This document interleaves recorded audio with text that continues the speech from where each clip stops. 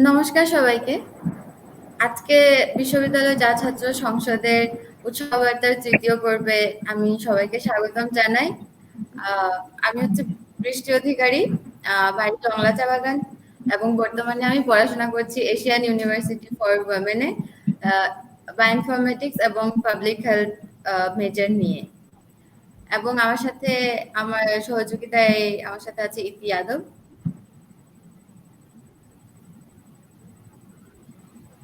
নমস্কার সবাইকে।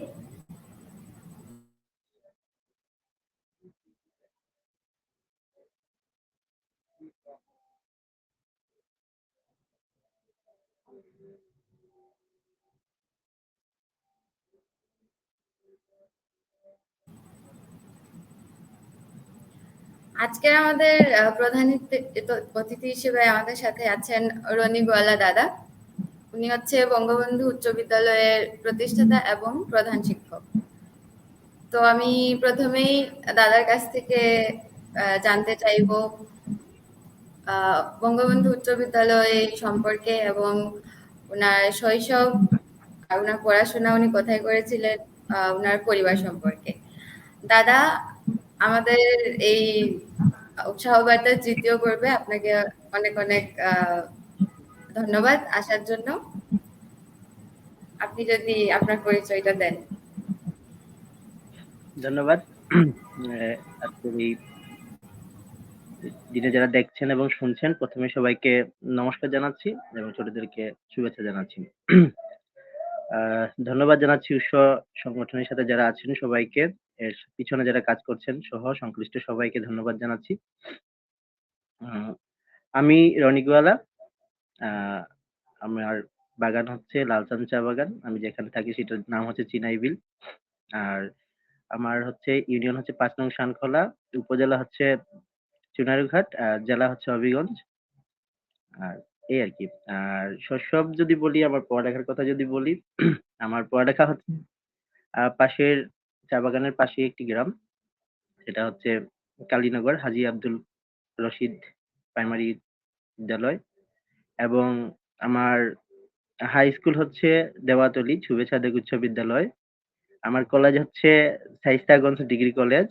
আর আমার হচ্ছে যেখান থেকে আমি স্নাতক পাশ করি অনার্স এবং মাস্টার্স, সেটা হচ্ছে সিলেটের এমসি কলেজ, সেখান থেকে অনার্স মাস্টার্স কমপ্লিট করি, এই আর কি।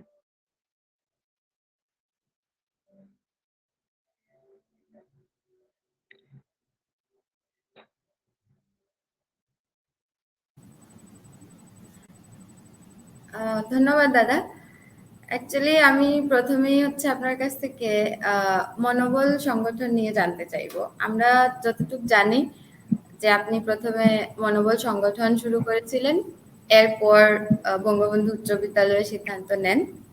তো আমাদের যদি বলতেন যে কিভাবে মানে আপনি সেটা নিয়ে চিন্তা করেছিলেন যে মনোবল সংগঠন করতে হবে বা কেন করতে হবে। ধন্যবাদ। প্রথমে আমি মনোবল সম্পর্কে বলতে চাচ্ছি।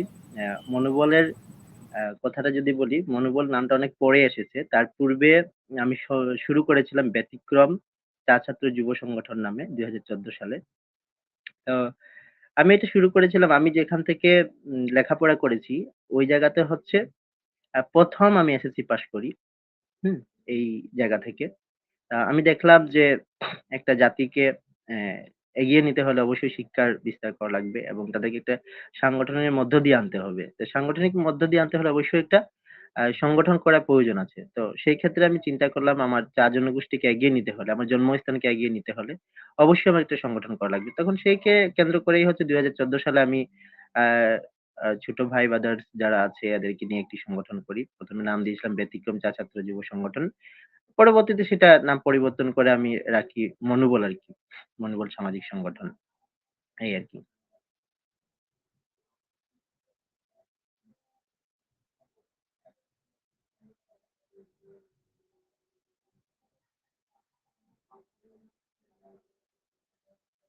জন্য আমরা অবশ্য অনেক খুশি হলাম যে সেটা আই মিন মনোবল হচ্ছে আপনি পরে পরে সেটা সিদ্ধান্ত নিয়েছেন, আর যেটা আমরা জানতাম না।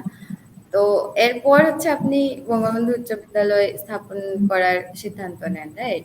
তো আমার কথা হচ্ছে যে মানে এই চা বাগানে থেকে আপনি বড় হয়েছেন, সবার জীবনেই অনেক বেশি আমরা প্রবলেম ফেস করি যে কোনো কিছু মানে বড় কিছু করার জন্য।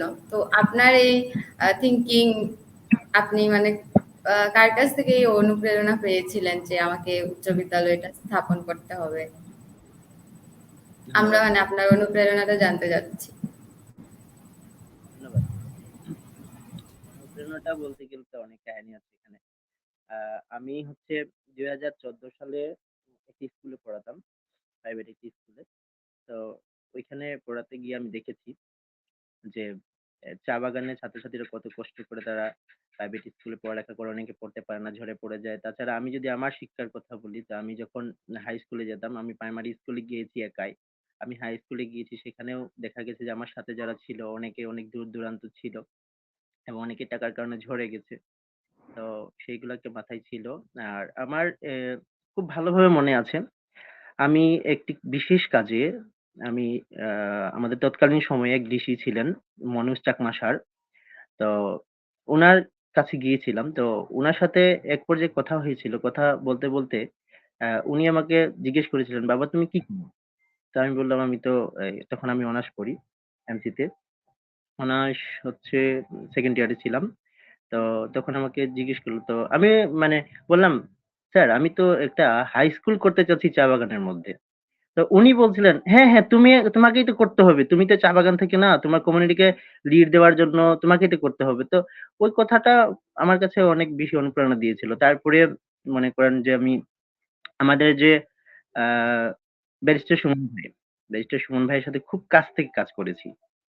এই শুরুর সময় অনেক কাছ থেকে। তো উনার যে ১ম ব্রিজটা যখন হইতেছিল, তো ১ম ব্রিজটা হওয়ার সময় একসাথে কাজ করতেছিলাম এবং ১ম ব্রিজে আহ্বান ছিলাম আমরাই। উনার ১ম ব্রিজের সাথে আমরা ছিলাম। তো ওই সময় আমার এক ভাই ছিলেন, শাহিন ভাই। উনাকে নিয়ে আমি জিজ্ঞেস করছিলাম, "ভাই, আমি তো একটা স্কুল করব, হাই স্কুল।" তো দুষ্টামির মাধ্যমেই বলেছিলাম যদিও সময়। তো ভাই বললেন, "কিরে তোর বুকে কি সাহস আছে?" বুকে আছে ভাই। তাহলে শুরু কইরা দে। শুরু কইরা দিলে তো মানে সাকসেস হয়ে যাবি। আর সাহস না থাকলে বাদ দিয়া দে। তো তখন বললাম, "ভাই সাহস আছে। আমি কইরা দেখাই দিমু।" পরে এই আরকি ওইখান থেকে শুরু করি। তারপরে হচ্ছে আমাদের মন্ত্রী মহোদয়কে বলেছিলাম যে, "আমি একটা স্কুল করব।" কই আপনারা আগে শুরু করেন, তারপরে তো আমি আছি। তো ওই ছোট, ছোট বিষয়গুলাই যেন আমার কাছে বেশি অনুপ্রেরণা জুগাইছিল। আর আমাকে আর বেশি অনুপ্রেরণা জুগাইছিল হচ্ছে আমার একটা ফ্রেন্ড ছিল দীপক। আনফরচুনেটলি সে মৃত্যুবরণ করে। তার আত্মার শান্তি কামনা করি। তো একসাথে থাকতাম। তো তখন আমরা ভাবতাম আরকি যে একটা স্কুল করব আমরা বাগানের মধ্যে। এই আরকি। ওইখান থেকেই অনুপ্রেরণাটা আসে। তারপরে আস্তে, আস্তে শুরু করি আরকি।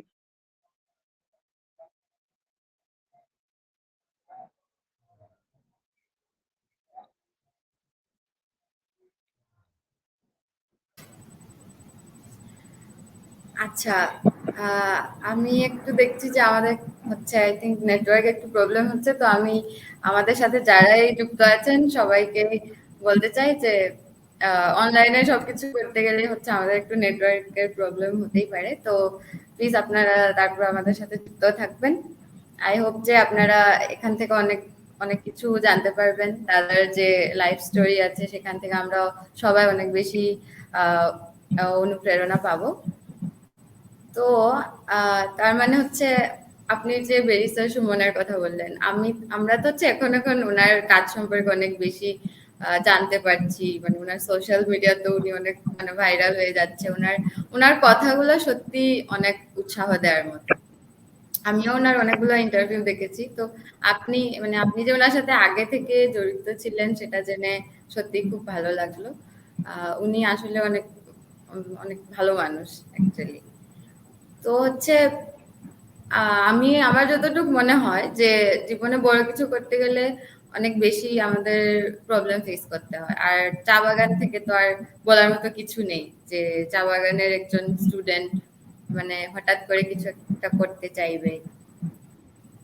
তো আপনি কি এই বঙ্গবন্ধু উচ্চ বিদ্যালয় প্রতিষ্ঠা করার সময় মানে কোনো প্রবলেম ফেস করেছিলেন কিনা, বা ওই সময় আপনাকে কে খুব বেশি সাহায্য করেছিল সেই সমস্যার মোকাবেলা করার জন্য, সেটা যদি একটু বলতেন। এটা যদি একেবারে সম্পূর্ণ বলি তাহলে এটা it is a long story, মানে অনেক বড় কাহিনী। হ্যাঁ, তো অল্প সময়ের মধ্যে যতটুকু বলা যায় বলার চেষ্টা করব, শেয়ার করার চেষ্টা করব। আসলে এত বড় হিস্টোরি যে আসলে আর কম সময়ের মধ্যে বলে শেষ করতে পারবো না। তো হ্যাঁ, হ্যাঁ। যখনই হচ্ছে যখন আমি চিন্তা ভাবনা করলাম বা আমি চা বাগানের মধ্যে একটা স্কুল করব, তখন প্রথমেই হচ্ছে আমি আমার হচ্ছে ফ্রেন্ড ছিল, বন্ধু বান্ধব ছিল, বড় ভাই ছিল, ওনাদেরকে বলি। তো বিশেষ করে আমি যার কথা বলছি বারবার, এখানে দীপক সাঁওতাল নামে একজন আমার ফ্রেন্ড ছিল। আমরা ঢাকা থেকে ফেরার পথে একটা রোড অ্যাক্সিডেন্টে সে মারা যায় ২০১৭ সালে। তো ১৭ সালের আগে কিন্তু চিন্তা করেছিলাম। তো ও মারা যাওয়ার পরে হচ্ছে আরো বেশি যেন আমার বিষয়টা আরো ইয়ে করলো। তারপরে হচ্ছে আমি আমার ফ্রেন্ড হচ্ছে এখানে কৃষ্ণ, কৃষ্ণ হচ্ছে ও হচ্ছে চাকরি করতে হচ্ছে স্কয়ারে। তাকে ফোন দিলাম যে, "আমি তো স্কুল করব, তোকে আমার লাগবে।" তো সে বলল, "কি কারণে?" "না, আমি স্কুল করব, তোকে আমার লাগবেই।" তো বলছে, "আচ্ছা ঠিক আছে, আমি আসছি, তোর সাথে দেখা করব।" তারপরে হচ্ছে শিবায়ন কুমার স্বপন, উনি হচ্ছে আরেকটা স্কুলের প্রধান শিক্ষক ছিলেন। তো উনাকে বললাম, "দাদা, আপনাকে আমার লাগবে।" কই, "কেন?" কয়, "না, আমি স্কুল করব চা বাগানের মধ্যে। আমার নিজের বাগানের মধ্যে করব।" তো বলছে, "আচ্ছা ঠিক আছে। তাহলে ও মানে দাদাও চাকরিটা ছেড়ে দেন, আমার সাথে আসেন। আর ওই যে ফ্রেন্ড হচ্ছে কৃষ্ণ বাউরি, পোরশন হিসাবে ডাকি আমি। তো ও হচ্ছে স্কয়ার কোম্পানি জব করতো। ও ওইটা ছেড়ে দিছে। ছেড়ে চলে আসছে আমার কাছে। তারপরে আমাদের বাগানের মধ্যে ভাই ব্রাদার্স ছিল, ছোট ভাইরা। এখানে অনেকজনই ছিল। উম নাম বলতে গেলে প্রকাশের কথা যদি প্রকাশ বাউরি ছিল, দুঃশাসন, দীপ্ত, তারপরে হচ্ছে আ আর সাজুরিকা, সহ আরো অনেক নাম ছিল। তারা আমার সাথে বসলো একদিন। আমি তাদেরকে বললাম, "দেখো, আমি তো হচ্ছে চা বাগানের মধ্যে একটা হাই স্কুল নির্মাণ করতে চাচ্ছি। তো তোমরা আমাকে সহযোগিতা করতে হবে।" তো ওরা বলল, "আচ্ছা ঠিক আছে, সমস্যা নাই। আপনি যেহেতু করতে চাইতেছেন, তো আমরা অবশ্যই সহযোগিতা করব।" তো বাগানের মধ্যে হচ্ছে স্কুল স্থাপন করা একটা বিরাট ব্যাপার-স্যাপার কিন্তু। মানে এটা এক ধরনের কি বলা যায় যে, এই আগুনের মধ্যে লাফ দেওয়া আরকি। সহজ কথা একটা। তো প্রথমত যখন আমি এখানে করতাম, তো আমি হচ্ছে একটু লামসাম চা বাগানের মূল চা বাগান থেকে একটু আউটসাইড এ আমার বাড়ি। এর ফাঁড়ি ডিভিশন ধরে চিনাইবিল।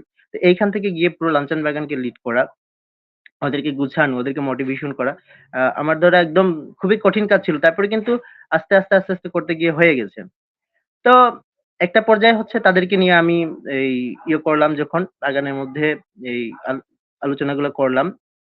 তো ওই সময় তৎকালীন সময়ের হচ্ছে আমাদের বাগান পঞ্চায়েত ছিলেন পীযূষ ভৌমিক। তো উনাকে বললাম বিষয়টা, "আঙ্কেল, আমি তো ওই মানে আমরা তো একটা স্কুল করতে যাচ্ছি।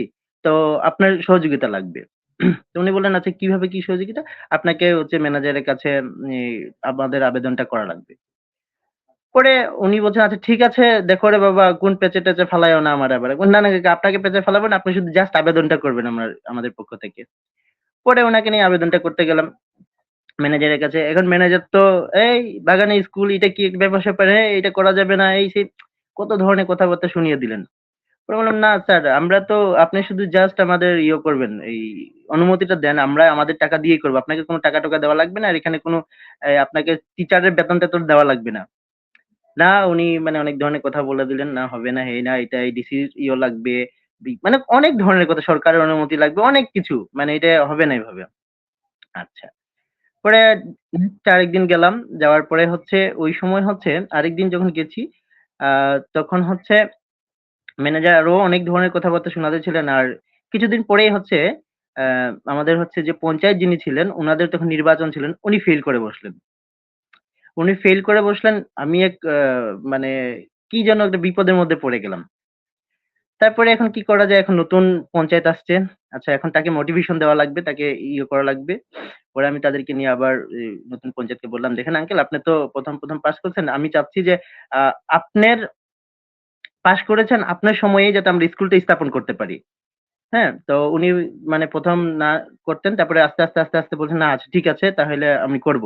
তো উনি একদম খুব শক্তিশালীভাবে আমাদেরকে সহযোগিতা করলেন এবং আমরা উ মোটিভেশন দিলাম। তখন একটু মানে ফোকাসের বাইরে থাকার চেষ্টা করতাম। কারণ ওই সময়ে অনেক বাধা, ওই যে বললাম, গল্প যদি বলি তাহলে অনেক বাধার বিষয়টা আমি পড়ে আনছি। তো মোটিভেশন করলাম। তারপরে হচ্ছে চা বাগানের যারা যে পঞ্চায়েত লেভেলের সবাইকে বললাম, করলাম। তারপরে হচ্ছে যারা এই শ্রমিক যে তাদের সাথে গেলাম, তাদের সাথে বসলাম, অনেকদিন মিটিং করলাম। করার পরে এক পর্যায়ে আস্তে আস্তে আস্তে আস্তে আস্তে আস্তে সবাই বুঝতে পারলো হ্যাঁ বাগানে স্কুল করাটা দরকার। আস্তে আস্তে উনারা আসলেন। দেন হচ্ছে রাজনীতি ব্যক্তি যারা আমাদের, আহ, যারা রাজনীতি ব্যক্তি উনারাও অনেক পরে আমাদের সাথে জয়েন হলেন। হওয়ার পরে দেখা গেল আমরা ম্যানেজারের কাছে গেলাম, ম্যানেজারের সাথে অনেক ধরনের মানে অনেক ঝড় গেছে ম্যানেজারের সাথে। তারপরে এক পর্যায়ে হয়েছে চা বাগান পঞ্চায়েত আমাদের অনেক সহযোগিতা করেছেন, সাগর বাউরি। ওনারা অবদান যদি মানে না বলি তাহলে এখানে আহ এটা আমার ভুল হবে। তো অনেক অবদান দিয়েছেন উনি ওই সময়টায়, ওই তৎকালীন সময়টায়। পরে ম্যানেজারের সাথে তো আমাদের হচ্ছে কর্মবিরতি চলেছে অর্ধ দিবসের। তারপরে হচ্ছে একসময় দেখা গেছে চা শ্রমিকদেরকে মানে আমরা এমন ভাবে মোটিভেশন গুলো দিয়েছি যে চা শ্রমিকরা এখন স্কুলের জন্য আহ, কর্মবিরতি দিতে রাজি। একদিন হাফ কর্মবিরতি দিয়েছিল। তারপরে হচ্ছে আরেকদিন হচ্ছে আলটিমেটাম দেওয়া হয়েছিল আমরা মাঠের মধ্যেই স্কুল করব, মাঠ দখল করব মাঠের মধ্যেই, মানে এইভাবেই শুরু করে দিয়েছিলাম আমরা। তো ওই সময় দেখা গেছিল আমাদের সাবেক উপজেলা চেয়ারম্যান যিনি ছিলেন উনি এসেছিলেন সেটা সমাধান করে দেওয়ার জন্য। এবং উনি ওই দিনেই সমাধান করে দিয়ে করে বলেছিলেন যে আমি তোমাদেরকে 3 লক্ষ টাকা বরাদ্দ দিবেন, এবং দিয়েছিলেন উনি। তো উনি দিলেন এবং কাজটা পরের দিনেই আমরা শুরু করতে পারলাম। তো এই ক্ষেত্রে এই আবার উনি ফেল করে বসলেন। যে উপজেলা চেয়ারম্যানকে আমাদের প্রথম 3 লক্ষ টাকা বরাদ্দ দিলেন, উনার পরপরই 2 মাস পরই নির্বাচন আসলো, উনি ফেল করে বসলেন। মানে এখন ওইখানে আবার একটা বিপদ, মানে উনিও ফেল করে বসলেন। তারপরে হচ্ছে কাজটা ওইখানে হয়ে গেছিল, এক ধরনের স্থগিত হয়ে গেছিল। তারপরে আস্তে আস্তে ধীরে ধীরে আমি করলাম যে না আমাকে কাজ চালাতে হবে, মানে আমি আমার কাজ করে যাব। আর এই ক্ষেত্রে তো আমি বাধার কথাগুলো বলছি না, বাধার কথাগুলো একটু পরে বলছি। আমি শুধু মানে কাজের গতিটা বলছি যে ওই ক্ষেত্রে আমি থামে থাকিনি, অনেক ছিল। তারপরে হচ্ছে শ্রমিকদেরকে আবার বুঝালাম যে না আমাকে এটা করা লাগবে। শ্রমিকরা নিজেরাই আমাকে সহযোগিতা করলো, চাঁদা দিল। 10 টাকা 10 টাকা করে চাঁদা দিল, চাঁদা দিয়ে কিছুদিন চালালো। একটা সময় হচ্ছে যে এই আমি যদি বাধার কথায় চলে আসছি, আমি যখন একেবারে শুরুর দিকে যখন মানে এই বিষয়গুলো তাদেরকে বলতাম না, অনেকে হচ্ছে আমাকে পাগল বলতো। অনেকেই আমাকে পাগল বলতো যে এইটা হচ্ছে সিলেটে লেখাপড়া করছে, তো সিলেট গিয়ে কিটা না কিটা শিখছে, আর এখানে আইয়া মানে পাগলামি করতেছে, স্কুল করবো একটা চা বাগানের মধ্যে, পাগল না কিটা। মানে আমার সাথে যারা কাজ করতো তাদেরকে বলতে এই তোরা কিটা পাগল হইছিস রনির মতো, এক পাগল তোরা হইছিস আরেক পাগল। তো তারা আমাকে ফোন দিয়ে বলতো ভাই আমাদেরকে তো পাগল বলে। হুম। তো প্রকাশ নাম, সে আমাকে ফোন দিছে, মানে সে কান্না করতেছে, কই দাদা আমি তো ওই যে আপনার সাথে যাই আসি দেখে এখন আমার তো মানুষ বলতেছে রনি এক পাগল আর তুই হইছিস আরেক পাগল, এই পাগলের সাথে পাগলামি করে হইব? চা বাগানে কি তা হাই স্কুল করে কি তা এ সহজ বিষয় নি। তো আমি বললাম আচ্ছা ধৈর্য ধরে ভাই, মানে সবকিছু হইব, তোমরা আমাকে একটু সহযোগিতা করো খালি। পরে আমি তাদের এইভাবে মোটিভেশনটা দিতাম। তো এই আরকি। প্রথম দিকে পাগল টাগল তো অনেকেই বলছে আমি পাগলামি করতেছি, মানে কি যেন একটা তাদের মধ্যে এই অবস্থা। তা আমি কিন্তু হাল ছাড়ি নাই। আমি আমার একটা গুণ ঠিক আছে, এটা এখনো আমি বলি, আমি কিন্তু খুব তাড়াতাড়ি হাল ছাড়ি না। এটা হচ্ছে আমার একটা ভালো গুণ আরকি। মানে এই জিনিসটা সবসময় কাজ করে, আমি হাল ছাড়তে রাজি না। তো আমি আমার কাজ করতেই ছিলাম। তো চা শ্রমিকরা যে আমাকে প্রথম হচ্ছে চা শ্রমিককে চাঁদা দিয়ে হচ্ছে আমি ইট কিনে আনছিলাম আমরা। আমাদের পঞ্চায়েতগুলো সবাই মিলে আমাদের ইট কিনা হয়েছিল। তো একটা সময় হইলো কি যে যখন উপজেলা চেয়ারম্যান ফেইল করলো, এখানে একটা গ্রুপিং এর বিষয় চলে আসলো। তখন দেখা গেল চা শ্রমিকরাও চাঁদা বন্ধ করে দিছে। কয় তারা আর চাঁদা দিবে না। এখন স্কুল তো ইয়োর এই কি সরকারি হয়ে গেছে, মানে সরকারি হয়ে গেছে বলতে এই বিষয়টা এইরকম যে উপজেলা চেয়ারম্যান এখানে 3 লক্ষ টাকা বরাদ্দ দিছে, তার মানে সরকারি হয়ে গেছে, এখন আমাদের দেওয়া লাগবে না। এখন উপজেলা চেয়ারম্যান ফেল করছে, এখন ফেল করার 3 মাস পরে এখন তারাও কি করছে, আহ, বাগানের মধ্যে একটি গ্রুপিং সৃষ্টি করে, মানে গ্রুপিংটা সৃষ্টি হয় কাদের ধারে, এটা হচ্ছে ম্যানেজমেন্টের ধারা সৃষ্টি হয়। ম্যানেজমেন্টটা ইচ্ছা করে এগুলো সৃষ্টি করে, কিন্তু বাইরে কেউ সৃষ্টি করে দেয় না। ম্যানেজমেন্টটা জানে যে এদের মধ্যে যদি আমরা গ্রুপিং সৃষ্টি করে দিই, এদের মধ্যে যদি ভেজাল লাগাই দিতে পারি, তাহলে কিন্তু এই জিনিসগুলো স্থগিত হয়ে যাবে। কিন্তু ম্যানেজমেন্ট এইটা জানতো না যে আমি আসলে জিদ্দি একটা ছেলে, মানে আমাকে দাবাইতে পারতো না। হ্যাঁ, তো ওই ক্ষেত্রে হচ্ছে এই যে তারা চাঁদা বন্ধ করে দিল, চাঁদা বন্ধ করে দেওয়ার পরে হচ্ছে আমি চিন্তা করলাম চাঁদা বন্ধ করে দিচ্ছি, এদিকে উপজেলা চেয়ারম্যান ফেল করছে, এখন কি করা যায়, অনেকে অনেক চিন্তা ভাবনায় পড়ে গেছে।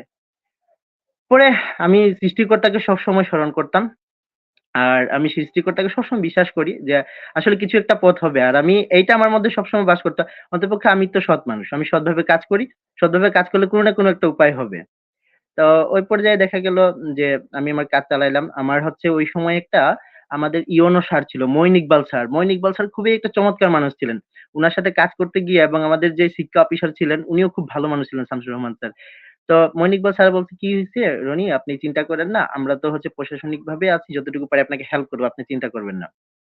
পরে উনি সাথে আমাকে একটা দেন, বরাদ্দ দেন। তো পরে ওই বরাদ্দ দিয়ে কাজ করি। কাজ করার পরে সামনে আগাই। আর চা শ্রমিকরা তো বন্ধ করে দিল। হ্যাঁ, এই ক্ষেত্রে দেখা গেল কি আ আরেকটা হচ্ছে আ চ চা শ্রমিকরা যখন বন্ধ করে দিল, তো এরপরে তো অনেকে ভাবছিল যে এই স্কুল তো আর টিকবে না। আর আমার স্কুলের যারা যে চা বাগানের মধ্যে যারা যে লিডার পারসন ছিল, তাদের ছেলে-মেয়েদেরকে আমি ভর্তি করেছিলাম। তারা কি করছে? অনেকেই হচ্ছে আমার স্কুলে যারা যে পড়তো যারা যে, তাদেরকে আমার স্কুল থেকে ছাড়াই অন্য এক স্কুলে দিয়া দিছে। প্রাইভেট একটা স্কুলে। তখন আমার ২ টা ক্লাস ছিল 6 এবং 7, হ্যাঁ? তো 6 এবং 7 এর তো 6 এ ছিল মোটামুটি। 7 এ যারা 7 এ যারা ছিল ওরা ছিল। 6 এ কি করছে? আ মাত্র ৩ জন ছিল। ৩ জন স্টুডেন্ট মাত্র আমার ছিল। আর বাকি সবরে মানে নিয়ে গেছে আমার স্কুল থেকে। যে এইটা আর স্কুল হইব না, স্কুল বন্ধ থাক। সামনে আবার যদি উপজেলা চেয়ারম্যান পাস করে তাহলে এটা আবার খোলা হইব। এরকম একটা চা বাগানের মধ্যে একটা মানে শুরু করে দিছে। পরে ৩ জন ছাত্র নিয়েই আমি বলছিলাম, "না, তোমরা থাকো, তোমরা আমার সাথে থাকো, তোমরা এখান থেকে যাইও না। তোমরা তোমাদের ক্যারিয়ার আমি দেখমু। যদি তোমরা মনে করো যে স্যারের সাথে যুদ্ধ করবা তাহলে তোমরা থাকতে হইব। আমি স্কুল টিকাইমু। আমার জীবনের বিনিময়ে হইলেও আমি স্কুল টিকাইমু।" তো বাগানে একটা মিটিং ছিল। তো ওইখানে বলা হইছিল যে, "এক বুদ্ধি করো, তোমরা কি করো? এখন তো হচ্ছে এই স্কুলের এই অবস্থা, এখন তো চাঁদাও বন্ধ আছে বাগানের। আর তো মনে করো যে ওই রাজনীতি ব্যক্তিরা ওইভাবে হেল্প করতেছে না। এক বুদ্ধি করো, স্কুলটা বন্ধ করে দাও আর তোমরা পথ দেখো।" তো তখন ঐদিন আমি বলছিলাম, "দেখো রনি যদি বেঁচে থাকে স্কুল অবশ্যই হইব। আর যদি রনি মরে যায় তাহলে স্কুল বন্ধ করার চিন্তা করবেন। এর আগে মানে বন্ধ করার চিন্তা করবেন না।" তো ওই যে একটা শক্তি আমি বলছিলাম যে রনি যদি বেঁচে থাকে স্কুল থাকবে। আর রনি যদি মরে যায় তাহলে স্কুল বন্ধ করার চিন্তা করে। মানে এইটা যেন আমাকে বারবার শক্তি যোগাইছে। অনেক শক্তি যোগাইছে আমাকে। যখন আমি আ মানে হারাই ফেলতাম আমার কান্না মানে অনেক কান্না করছি। মানে কি এই কথাটা তো বলতে গেলে মানে ভীষণভাবে অনেক কান্না করছি আমি। অনেক সময় অনেক টর্চার করছে আমাকে। শুরুর সময় যে কথা বললাম আমি যে এই যে আউট ডিভিশন থেকে যখন আমি ওইখানে যখন যাইতাম, আমাকে এমনও হইছে যে আমাকে মারার জন্য রাস্তায় মানুষ রাখা হইতো। যে আমাকে যদি মেরে ফেলে তো স্কুলটা বাগানে হবে না। এইরকম অবস্থা ছিল। আমাকে ওই মেইন বাগান থেকে বাড়িতে আনার জন্য ওইখান থেকে আমার ফ্রেন্ড যারা ছিল, যারা ১ম যারা ছিল তারা অর্ধেক রাস্তায় নিয়ে আসতো এবং আমার বাড়ির থেকে লোকজন গিয়ে আমাকে অর্ধেক রাস্তা থেকে রিসিভ করে আনতো। এরকম অনেক দিন গেছে আমার।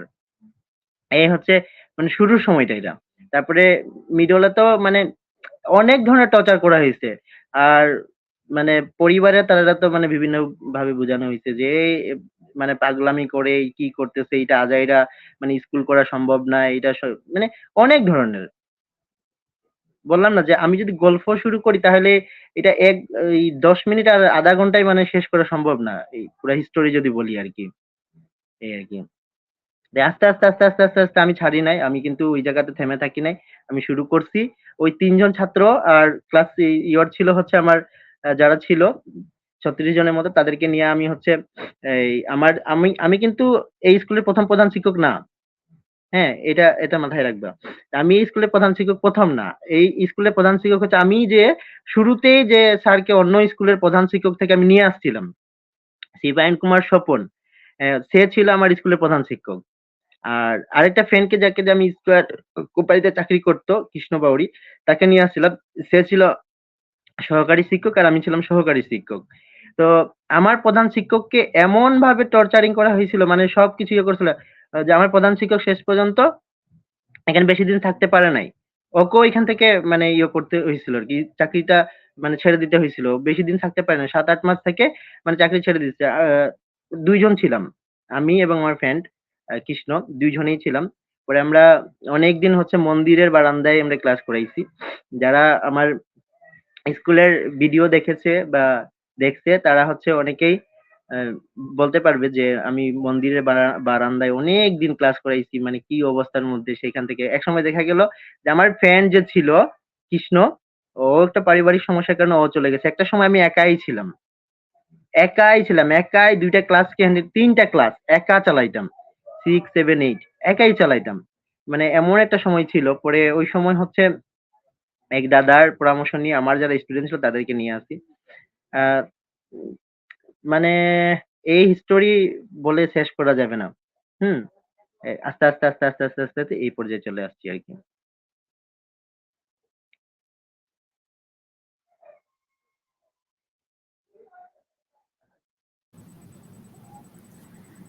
আচ্ছা, ধন্যবাদ দাদা। অ্যাকচুয়ালি আপনার কথাগুলো সত্যি উৎসাহ দেওয়ার মতো। বাট মানে আপনি বললেন যে অনেক লম্বা স্টোরি, আপনার কথা শুনেও বোঝা যাচ্ছে অনেক কিছু বলার আছে। আমাদেরও অবশ্য অনেক কিছু জানার আছে আপনার কাছ থেকে। তো আমি আমার দিক থেকে যদি বলি তো হচ্ছে আমিও চাই আমার চা বাগানের জন্য কিছু করতে। তো সেজন্য আমি ছোটবেলা থেকেই ভাবতাম যে আমি ডাক্তার হব। তো ডাক্তার হলেই তো আর হয়ে যাবে না, বাট আমি আবার ভাবতাম যে আমি সবার জন্য একটা মানে ফ্রিতে যেন সবাই আহ, হসপিটাল একটা পাই। তো সেজন্য আমার স্বপ্ন যে আমি ফ্রি সার্ভিস দেয় আমাদের চা বাগানে একটু হসপিটাল করবো। তো আপনার কথাগুলো শোনার পর আমি আরো বেশি মানে এখন কনফিডেন্স পেলাম যে আসলে আমিও সেটা করতে পারবো, আই থিংক। আর অনেকজনই অনেক কিছু করতে চায় চা বাগানের জন্য বলেন বা মানে বড় কিছু করতে গেলেও নিজের মনের জোরটা সব থেকে বেশি দরকার। আর আপনি তো বললেন যে আপনার মনের জোরে আপনি এত দূর চলে এসেছেন। তো সেটা সত্যি আমার কাছে অনেক অনেক বেশি ভালো লাগলো। তো আপনার সব কথা শুনে মানে আমার জাস্ট ওই কুসুম কুমারী দাসের যে আদর্শ ছেলে কবিতার দুটো লাইন শুধু আমার মনে পড়ছে, যে উনি লিখেছিলেন যে আমাদের দেশে হবে সেই ছেলে কবে, কথায় না বড় হয়ে কাজে বড় হবে, মুখে হাসি বুকে বল তেজে ভরা মন, মানুষ হইতে চাই এই যার প্রাণ। তো মানে আপনি সেটার একটা সত্যি অত্যন্ত একটি ভালো উদাহরণ হবেন। তো এখন হচ্ছে আমি এইটা জানার জন্য খুব এক্সাইটেড যে আপনি তো প্রথমে বঙ্গবন্ধু উচ্চ বিদ্যালয় মানে করলেন, এরপরে কেন আবার মনোবল পাঠশালা করার আপনার মানে ইচ্ছা হলো, সেটার পিছনে মানে কি কারণ হতে পারে? Good the point. ওই যে একটু আগে আমি কিন্তু বলে আসলাম যে একটা পর্যায়ে কিন্তু আমার স্কুলে যারা পড়তো, যে সেই ছাত্রছাত্রীদেরকে আমার স্কুল বাদ দিয়ে প্রাইভেট একটা স্কুল ছিল, ওই ওই জায়গাতে সবাইকে নিয়ে গেছে। তো আমি চিন্তা করলাম আমাকে যদি তারা দমাইতে চায় তাহলে তাদের একটা ওয়ে আছে, সেটা হচ্ছে আমার স্কুল ছাত্রছাত্রী শূন্য করতে হবে। ছাত্রছাত্রী শূন্য করতে পারলে কিন্তু আমাকে দমানো যাবে, এর আগে কিন্তু আমাকে দমানো সম্ভব না। তো আমি চিন্তা করে দেখলাম যে আমি যে স্থানে আমার যে জন্মভূমিটা বা আমি যে আউট ডিভিশনটা চিনাই বিলটার কথা বলছি, এখানে কিন্তু একদম পড়ালেখার অবস্থাটা খুবই খারাপ। এখান থেকে মানে প্রাইমারি স্কুলে যাওয়াটা অনেক দূর। আর এখানে বাচ্চাদেরকে পড়ালেখার একটা সুযোগ করে দেওয়া দরকার। আর ২ টা এখানে কাজ করেছে আমার আইডিয়া। একটা হচ্ছে তাদেরকে পড়ালেখার সুযোগ করে দেওয়া। ২য় টা কাজ করেছে যেটা, আমি যদি এখানে মনোবল পাঠশালা স্থাপন করি, তো তারা একসময় আস্তে আস্তে বড় হবে। তারা 5 পাস করবে। 5 পাস করে কিন্তু হাই স্কুলে যাবে। তার মানে আমার ওই স্কুল চালানোর জন্য আমার মনোবল পাঠশালার যে ছাত্রছাত্রী এদেরকে আমি রেডি করতে পারছি। এরা রেডি হইলেই কিন্তু আমার অ্যা বঙ্গবন্ধু উচ্চ বিদ্যালয়ের ছাত্রছাত্রী কখনোই শূন্য হবে না। তারা এখানে গিয়ে এড হবে। এবং এটাই হয়েছে। এটাই বাস্তব হয়েছে। বর্তমানে দেখা যাচ্ছে মানে অনেক সংখ্যক ছাত্রছাত্রী আমার মনোবল পাস করে বঙ্গবন্ধুতে ভর্তি হচ্ছে। এটাই ছিল মূল আইডিয়া। যে প্রথমত হচ্ছে আমি যেখানে কাজ করছি এখানে হচ্ছে একটা আমার এলাকার মধ্যে একটা জায়গার নাম হচ্ছে আমডাঙ্গা। কখনো যদি আসা হয় তো জায়গাটা আমি দেখাবো, আমডাঙ্গা। তো সেইখানে একদম জিরো টলারেন্স শিক্ষার হার বলা যায়। একদম নাই বললেই চলে। তো সেই জায়গাতে মনোবল পাঠশালা করে দিয়েছি। তো ওইখানে করার পরে এখন দেখা যাচ্ছে এই বছর এই যে ২০২৪ সালে ওইখান থেকে প্রায় ২৭ থেকে ২৮ জন ছাত্রছাত্রী আমার বঙ্গবন্ধু উচ্চ বিদ্যালয়ে যাচ্ছে। গত বছর গিয়েছে ৮ জন, এই বছর ২৭ থেকে ২৮ জন যাচ্ছে। তো যে জায়গাতে শূন্য ছিল সেইখানে হচ্ছে এখন ৩০ প্লাস। তো ওই জিনিসটা ওই সময় চিন্তা করেছিলাম যে তারা যদি এইখান থেকে যায় তাহলে আমার বঙ্গবন্ধু স্কুলে কখনোই তারা মানে ছাত্রছাত্রী শূন্য করতে পারবে না কেউ। কোনো স্কুল থেকে কোনো জায়গা থেকে যদি আমাকে ছাত্রছাত্রী নাও দেও, তাহলে আমার যে মনোবল পাঠশালার ছাত্রছাত্রী যারা আছে তারাকে দিয়ে আমি আমার ওই স্কুল মানে চালিয়ে যেতে পারবো, এই আর কি।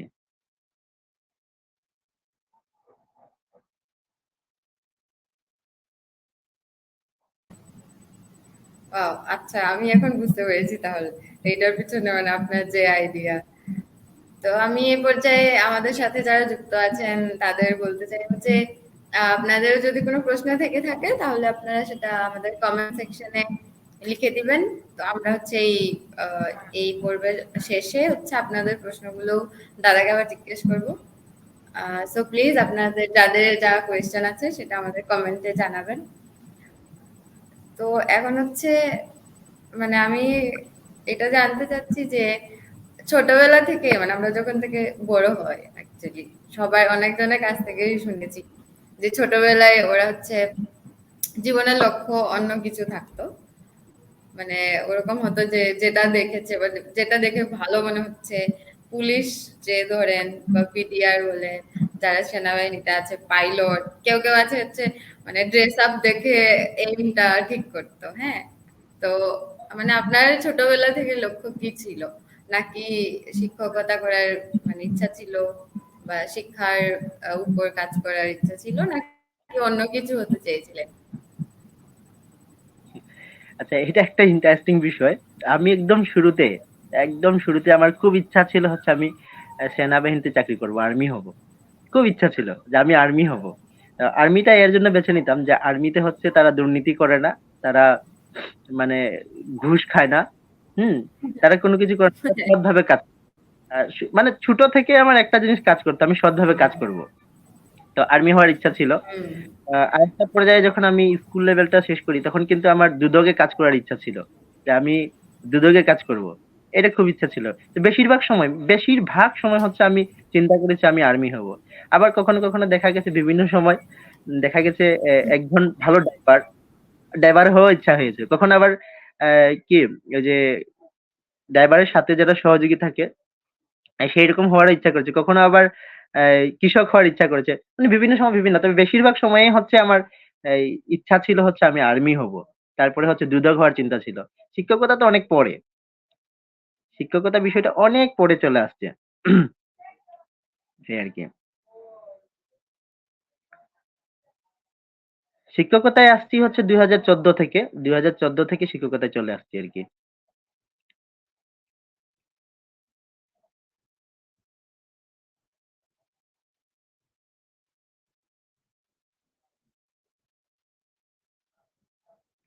আচ্ছা ভাইয়া, তো আমরা অনেকজন অনেকজন আছে যারা স্বপ্ন দেখি আমি বিসিএস ক্যাডার হব আমি। তো আপনি ওইরকম কিছু স্বপ্ন কি দেখেন নাই, কিংবা আপনি ওই কাজ না দিয়ে আপনি বঙ্গবন্ধুর পথে গেছেন? তো ওইটাতে আপনার মনে করেন ওইটা আপনার কি কখনো মানে আসে নাই যে আমি সবার জন্য না করে নিজের একটা ভালো একটা জায়গাতে যেতে পারতেন? আপনি যদি বঙ্গবন্ধু উচ্চ বিদ্যালয়ে না করতেন আপনি আরেকটা ভালো জায়গাতে যাইতে পারতেন, ঠিক আছে? কিন্তু আপনি ওগুলাতে না গিয়ে আপনি বঙ্গবন্ধু উচ্চ বিদ্যালয়টা করলেন। তো এটার কারণটা, বা আপনি আহ, কেন ওইদিকে যাইতে চান নাই? আপনি কি মনে করছেন যে, আপনি কি ভেবে দেখছেন কখনো যে আমি যদি এটা না করতাম তো হয়তো বা আমি অনেক বেশি কিছু করতে পারতাম? এগুলা নিয়ে কি আপনার কোনো রিগ্রেট বা কিছু আছে?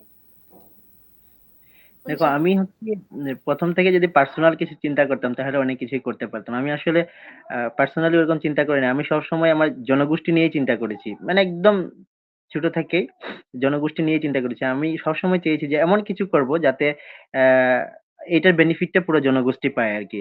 এবং জনগোষ্ঠী যাতে গর্বের সাথে পরিচয় দিতে পারে যে আমাদের এইটা আছে। হ্যাঁ? আজকে এই যে আমি এখানে বসে আছি। আমি জানি না কতজন গর্বের সাথে বলতে পারছে। তবে আমি আমার জায়গা থেকে যদি আমি একজন চা শ্রমিক হইতাম বা আমি চা শ্রমিক ছেলে যদি আমি রনি না হয়ে অন্যজন কেউ যদি হইতাম তাহলে আমি গর্বের সাথে বলতাম যে, "ওই দেখো আজকে কথা বলছে একজন আমাদের চা শ্রমিকের ছেলে।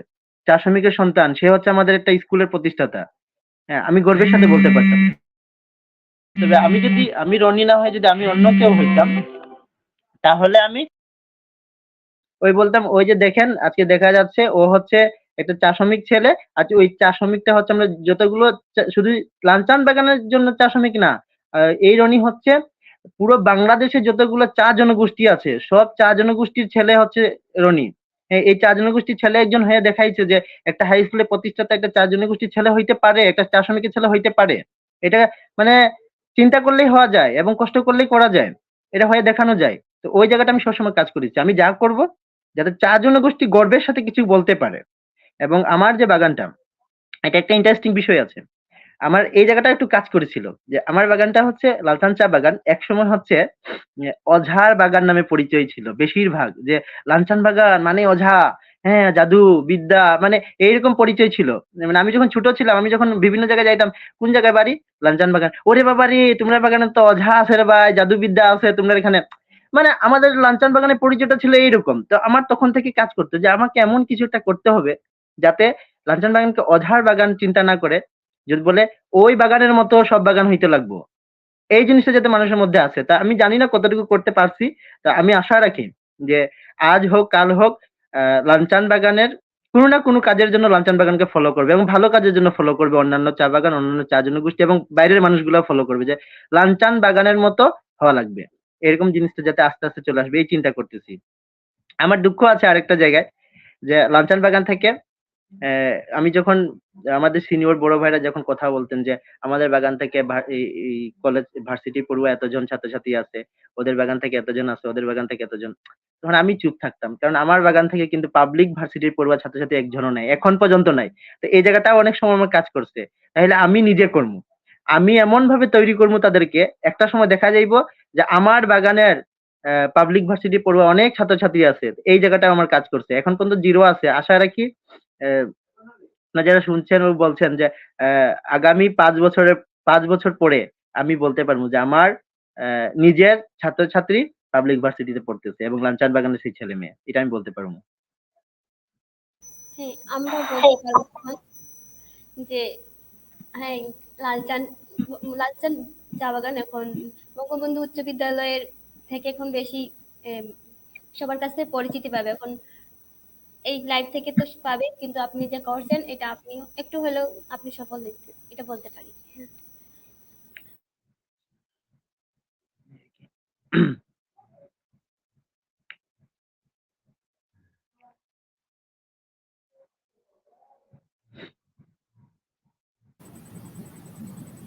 আচ্ছা, ধন্যবাদ ইতি। আমি একটু সময়ের জন্য নেটওয়ার্ক ইস্যুর জন্য ডিসকানেক্ট হয়ে গিয়েছিলাম। তো হ্যাঁ, আপনি যে আমাদের সবার জন্য গর্ব সেটাতে আসলে আমাদের কোনো সন্দেহ নেই। আর আপনার জন্য লালচাঁদ চা বাগানকেও এখন সবাই বেশি চেনে, সেই বাগানটা অনেক বেশি উন্নতি করছে। আমরা সবাই আশা করি যে আপনি আরো অনেক বেশি মানে এই শিক্ষার প্রসারের কাজে অনেক বেশি এগিয়ে যাবেন। তো এই মুহূর্তে মানে আমার মাথায় জাস্ট একটা কোয়েশ্চেন হচ্ছে যে আমরা সবাই জীবনে মানে কাউকে না কাউকে ফলো করি। আমাদের জীবনের একটা হচ্ছে মানে মডেল আমরা যেটা বলি, যার কাছ থেকে আমরা সব ধরনের অনুপ্রেরণা বা উৎসাহ পাচ্ছি। তো আপনার জীবনের সেই মানে যে ব্যক্তিত্বটা কে, যে আপনাকে সব সময় সব কাজে উৎসাহ দিয়েছিলেন বা মানে অনুপ্রেরণা এখনো পর্যন্ত দিচ্ছে? ফার্স্টে যদি বলি তাহলে আমি বলবো আমার ফ্যামিলি, আমার মা এবং আমার ছোট ভাই। তারা সবসময় আমাকে উৎসাহ দিয়েছে সৎভাবে কাজ করার। আমার মায়ের যেটা সবসময় বাণী আর কি, মা বলতেন, মানে দেশালী ভাষায় বলি, দেখিয়ে রে বা যা করবে আচ্ছা আচ্ছা করিয়ে, অসৎ কিছু না করিয়ে। মানে এই কথাটা বারবার মানে আমাকে বলতেন আর কি, যে মানে তুমি যেটাই করবো অসৎভাবে কিছু করবে না, সৎভাবে করবে, সৎভাবে যদি করো না তোমার কেউ না কেউ সাহায্য করবো, এইটা মাথায় রাখবে। আর দেখিয়ে 2 নম্বরই টাকা টুকা না খেয়ে রে বাবা রে, সব করিয়ে এইসব কিছু না করিয়ে, তো এই জিনিসগুলো কাজ করতে আর কি। আর ফ্রেন্ডের কথা যদি বলি তাহলে তো সবার উপরে হচ্ছে যে কৃষ্ণ। হুম, কৃষ্ণ বাউরি, ও হচ্ছে সবসময় আমাকে মানে সাইলেন্ট কিলারের মতো আমাকে অনুপ্রেরণা জুগিয়েছে। আর দ্বিতীয়ত হচ্ছে এখানে না কথাটা না বললেই নয়, এখানে দীপ দা, মানে দীপেশ সাঁওতাল দাদা, উনি হচ্ছেন আমাকে সবসময় অনুপ্রেরণা দিয়ে এসেছেন এবং পিছন থেকে অনেক সহযোগিতা করেছেন, অনেক মোটিভেশন দিয়েছেন, এখনো দিয়ে যাচ্ছেন। তো দাদা হচ্ছেন অনেক কাজ করেছেন আর কি, এই আর কি।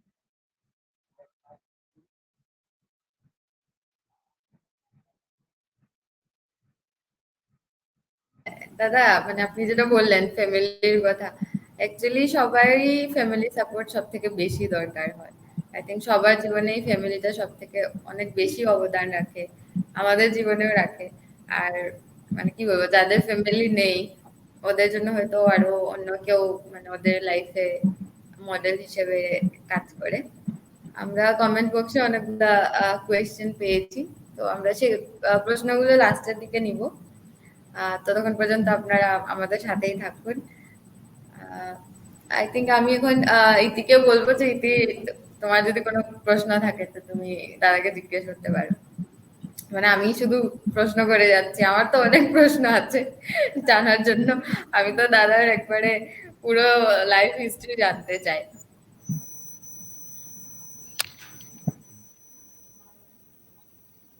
ধন্যবাদ বৃষ্টি। তো আমি যতটুকু আপনার সম্পর্কে জেনেছি, আপনি মাদকাসক্তি নিয়ে আপনার এলাকাতে কাজ করেছিলেন। তো ওই মানে আপনি কিভাবে কাজ করেছেন আর ওটা কতটুকু আপনি সাফল্য হয়েছেন, এবং আপনার ওইটা নিয়ে ফিউচার ভবিষ্যতের কোনো কি পরিকল্পনা আছে? ধন্যবাদ। মাদকাসক্তির বিষয়টা আরো রহস্যজনক। আমি যখন মাদকাসক্তি নিয়ে কাজ করি, তো আমি যে এলাকায় আছি এটা হচ্ছে অনেক মাদক থাকতো। আমি যখন ছোট ছিলাম না, মানে এখানে প্রায় ঝগড়া দেখতাম। বৃহস্পতিবার হয়তো হচ্ছে আমাদের পেমেন্ট বার। সেখানে বৃহস্পতিবার মানে হচ্ছে একটা একটা না একটা ঝগড়া, মানে মারামারি আরকি। হ্যাঁ, মারামারি হবেই। আমি কিন্তু খুব ভয় পেতাম ছোট সময়। দেখতাম যে এই সন্ধ্যা হয়েছে, সন্ধ্যা হওয়া মাত্রই মারামারি হবে। এটা একদম সিওর। এটা মানে ২ অক্ষর লিখে রাখা যাইত। তো এটা হচ্ছে সম্পূর্ণটাই হচ্ছে মাদকের জন্য, মানে মদের জন্য হয়তো। তো আমি যখন এই রিসেন্টলি কাজ করলাম, আ তো কাজ করার সময় হচ্ছে আমি মাদকের বিরুদ্ধে হচ্ছে এখানে এই সচেতন ছেলে-মেয়েদেরকে নিয়ে কাজ করলাম। এখানে মাদককে বললাম যে এটা পান করা যাবে না, এই করা যাবে না। তারপরে হচ্ছে অনেকের ঘরে গেছি। তো একটা সময় গেছে দেখা গেছে কি মাদক নিয়ে কাজ করার বিষয়ের পিছনে হচ্ছে অনেক রহস্য আছে। এখানে হচ্ছে আমাদের চা বাগানের মধ্যে কিন্তু এখনো কিছু জাতিগোষ্ঠী আছে যাদের বিয়ে-শাদিতে হচ্ছে মাদকের প্রয়োজন পড়ে। কেন প্রয়োজন পড়ে আমি এখনো আসলে খুঁজে পাই নাই বিষয়টা। তো আমি যখন কাজ করতে যাই তো বন্ধ করে দিয়েছিলাম। বন্ধ করে দিয়ে তারা যারা, যারা মাদক সেবন করে তারা হচ্ছে এখন আমাকে আর ভালো পায় না। কই এই ছেলেটা তো বাজে হইয়া গেছে। লেখাপড়া কইরা আইয়া এখন আমরা এটা খাই দেখে এখন হের সমস্যা। আমরার টাকা খাইতে এর কিতা সমস্যা? লেখাপড়া করলে কি তা মানুষ এরকম করেনি? আমরা খাই, আমরা খাওয়াটার মাঝে অধিকার কাইরা নিতে আছে। আর তারপরে তারা উল্টো দেখতাম যে আন্দোলন শুরু করে দিছে যে না সে আমরার বাগানটাকে আরো নষ্ট করতেছে মাদক বন্ধ কইরা। কিতা আমরারে মাদক খেলে জানো নি কত শক্তি পাওয়া যায়? আমরা যদি সন্ধ্যার সময় খাইয়া ঘুমাই তাহলে সকালে আরেকবার কাজে যাইতে পারি। মানে কি ধরনের যে আর আরেকটা বিষয় হচ্ছে আমার কিন্তু একটা ছোটখাটো একটা দোকান আছে। তো আ মাদকটা দেশি, দেশি মদ কিন্তু তৈরি হইতো, হ্যাঁ? তো দেশি মদ হচ্ছে সাধারণত গুড় দিয়ে তৈরি হয়। তো আমি অনেক চিন্তা ভাবনা করে দেখলাম এখানে হচ্ছে একটা বিষয়। আমি যদি আমার দোকানে তখন গুড় বিক্রি হইতো। তো আমি চিন্তা করে দেখলাম প্রথমত আমাকে আমার জায়গা থেকে কাজটা করতে হবে। কি কাজ করা যাবে? প্রথমত আমি গুড় বেচা বন্ধ করে দিছি। আজকে প্রায় ৮ বছর বা ৯ বছর চলে। ৯ বছর থেকে আমি গুড় বিক্রি করি না দোকানে। সিগারেট বিক্রি করি না দোকানে। হ্যাঁ? এই মাদকটাকে নির্মূল করার জন্য আমি গুড় বেচা বন্ধ করে দিছি, সিগারেট বেচা বন্ধ করে দিছি। দেখা গেছে এই ক্ষেত্রে যেটা হইছে আমার এই তাবিজটা কাজ করছে। এই তাবিজটা কাজ করছে কিভাবে? যে যারা যে দেশীয় মদের দোকান ছিল ওরা আস্তে, আস্তে উঠাই ফেলছে। আস্তে, আস্তে উঠাই ফেলছে। আর হচ্ছে যারা যে এই যে আমাদের কি বলে না? চা বাগানের মধ্যে কি যেন এই মদের পাট্টা, হ্যাঁ, পাট্টা থেকে অনুমতি নিয়ে তারা অনেকে ওইটা করে আরকি। এখন একদম আমার এলাকায় খুবই কম পাওয়া যায়। তবে অনেক ইন্টারেস্টিং ছিল কিন্তু সেই সময়টা। কাজ করতে গিয়ে অনেক কিছু পাইছি এখানে। হুম, ধন্যবাদ দাদা। মানে সত্যি নিজের নিজের নিজের নিজের টাকা আপনি আপনি ভাবছেন তাদের কথা, আপনি পারলে বিক্রি করতেন, আপনি টাকা পাইতেন, বাট আপনি ওটা না করে আপনি এটা বন্ধ করছেন। এটা আসলে অনেক অনুপ্রেরণাদায়ক, এবং বেশিরভাগ মানুষ করে না। যারা করে তারা আপনার একটা রনিংওয়ালা তৈরি হয়। তো তো আমার আমার পরের কোশ্চেন, আমরা যে কোনো কিছু করি আমাদের জীবনে, আমরা সারাদিন কি করতেছি, আমাদের সময়টা আমরা কিভাবে কাজে লাগাইতেছি, আমাদের দৈনিক রুটিনটা আমরা কিভাবে টাইম ম্যানেজমেন্ট করতেছি, ওইগুলা আমাদের সব ক্ষেত্রেই অনেক বড় ভূমিকা পালন করে। সেক্ষেত্রে এই, আপনার যে দৈনন্দিন রুটিন বা আপনার যে টাইম ম্যানেজমেন্ট এগুলো আপনি কিভাবে করছেন? কারণ আপনি মনোবল পাঠশালা করছেন, আপনি বঙ্গবন্ধু উচ্চ বিদ্যালয় করছেন, আপনার এর সাথে বাইরে থেকে ফান্ড এগুলো সবকিছু নিয়ে আসা, এই কিছু সবকিছুতে আপনার টাইম ম্যানেজমেন্টটা আর আপনি কিভাবে এগুলো ম্যানেজ করছেন তা যদি একটু বলতেন। ধন্যবাদ। এখন হচ্ছে টাইম ম্যানেজমেন্টের বিষয়টা খুবই গুরুত্বপূর্ণ। তো আসলে কি কাজ করতে করতে না অভ্যাসে পরিণত হয়ে গেছে। আসলে অনেকে মনে করে এটা আসলে অনেক চাপ ব্যাপার, এটা করা যাবে না, এতগুলো কাজ কিভাবে করা সম্ভব, মানে একটা মানুষ এতগুলো কাজ কিভাবে মানে মেনটেন করা। আমার কাছে কখনোই এরকম মনে হয় নাই যে আমার কাছে এটা অসম্ভব বা বেশি কষ্ট হয়ে যাচ্ছে, কখনোই মনে হয় নাই। সবকিছু কেন যেন মানে কাজের উপর সবসময় মানে ফোকাসটা ছিল তো। তো এটা স্বাভাবিক মনে হতো আরকি। খাওয়া-দাওয়া যেভাবে আমরা মানে টাইম মতো হয়ে যায় না, যে সকাল হইলে নাস্তা করব, দুপুর হইলে লাঞ্চ করব, রাত হলে ডিনার করব। এভাবে হয়ে যায় না? তারপরে দিনের একবার গোসল করা লাগবে। মানে অটোমেটিক্যালি এগুলা হয়ে যায় কিন্তু। তা আমার কাছে এই কাজগুলা হচ্ছে এরকম হয়ে গেছে আরকি। অভ্যাসে পরিণত হতে এরকম হয়ে গেছে যে, না এটা এই সময় এটা করা লাগবে, এটা এই করা লাগবে, এটা এই করা লাগবে। এই আরকি। অটোমেটিক হয়ে গেছে। এই আরকি। কখনো প্যারা মনে হয় নাই। কাজকে কাজেই মনে হয়েছে আরকি।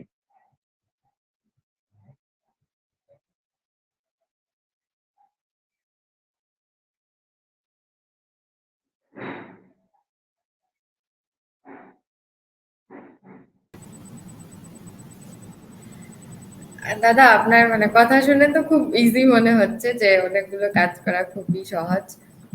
আমরা মানে স্টুডেন্ট লাইফে আমাদের তো অনেক কিছু করতে হয়। মানে আমাদের ইউনিভার্সিটি তো মানে অ্যাকচুয়ালি আমাদের অনেক বেশি কাজ, আর আমি নিজেও অনেক বেশি মানে প্রবলেম ফেস করি যে কিভাবে টাইম ম্যানেজ করব। আমি সব মানে যারাই খুব বেশি ইন্সপিরেশন দেয় আমাদের অনেক কিছু করার জন্য, তো সবার কাছ থেকে শুধু আমি মানে এই বিষয়ে জানতে চাই যে উনারা টাইমটা কিভাবে ম্যানেজ করে এত কিছু করার। কারণ আমিও নিজে অনেক কিছু করতে চাই, মানে আরো হয়তো অনেকজন।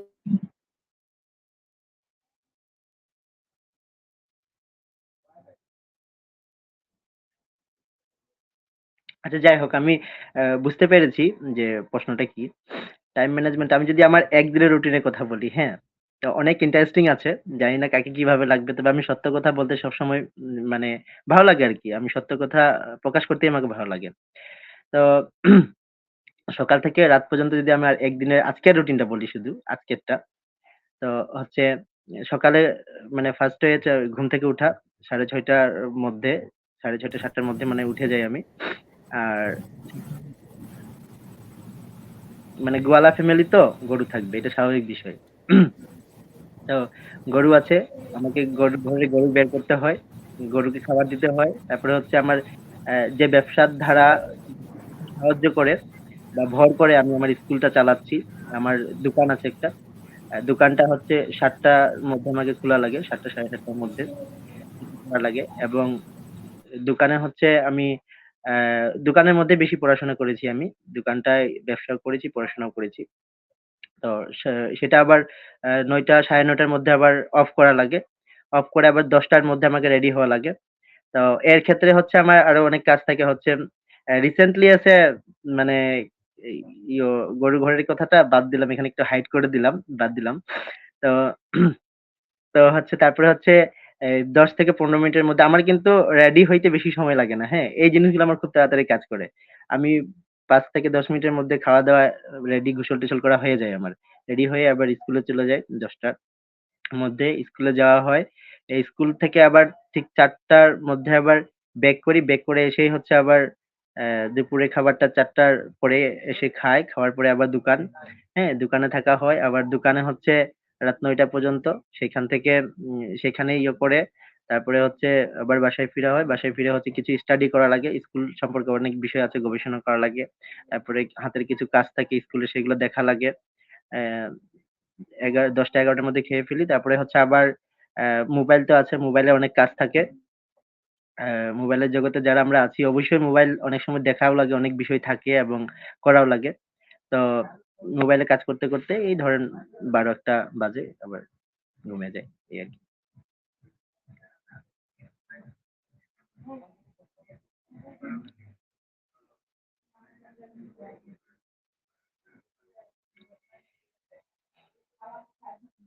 আচ্ছা, ধন্যবাদ দাদা।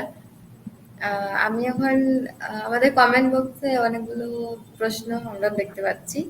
তো আমি এখন ইতিকে বলবো যে ইতি যদি ওখান থেকে প্রশ্নগুলো আপনাকে জিজ্ঞেস করে। অনেক ইন্টারেস্টিং কোয়েশ্চেন সেখানে দেখা যাচ্ছে অ্যাকচুয়ালি। হ্যাঁ, ইতি। আচ্ছা।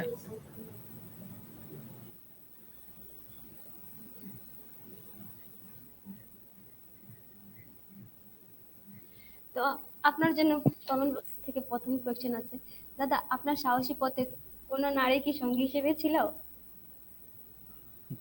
এই কোয়েশ্চেন আ করেছেন নাদিম কুর্মি, আমাদের আচ্ছা, দর্শক। ধন্যবাদ। নারী তো অবশ্যই ছিল। তবে সেটা আমার মা ছিল আরকি।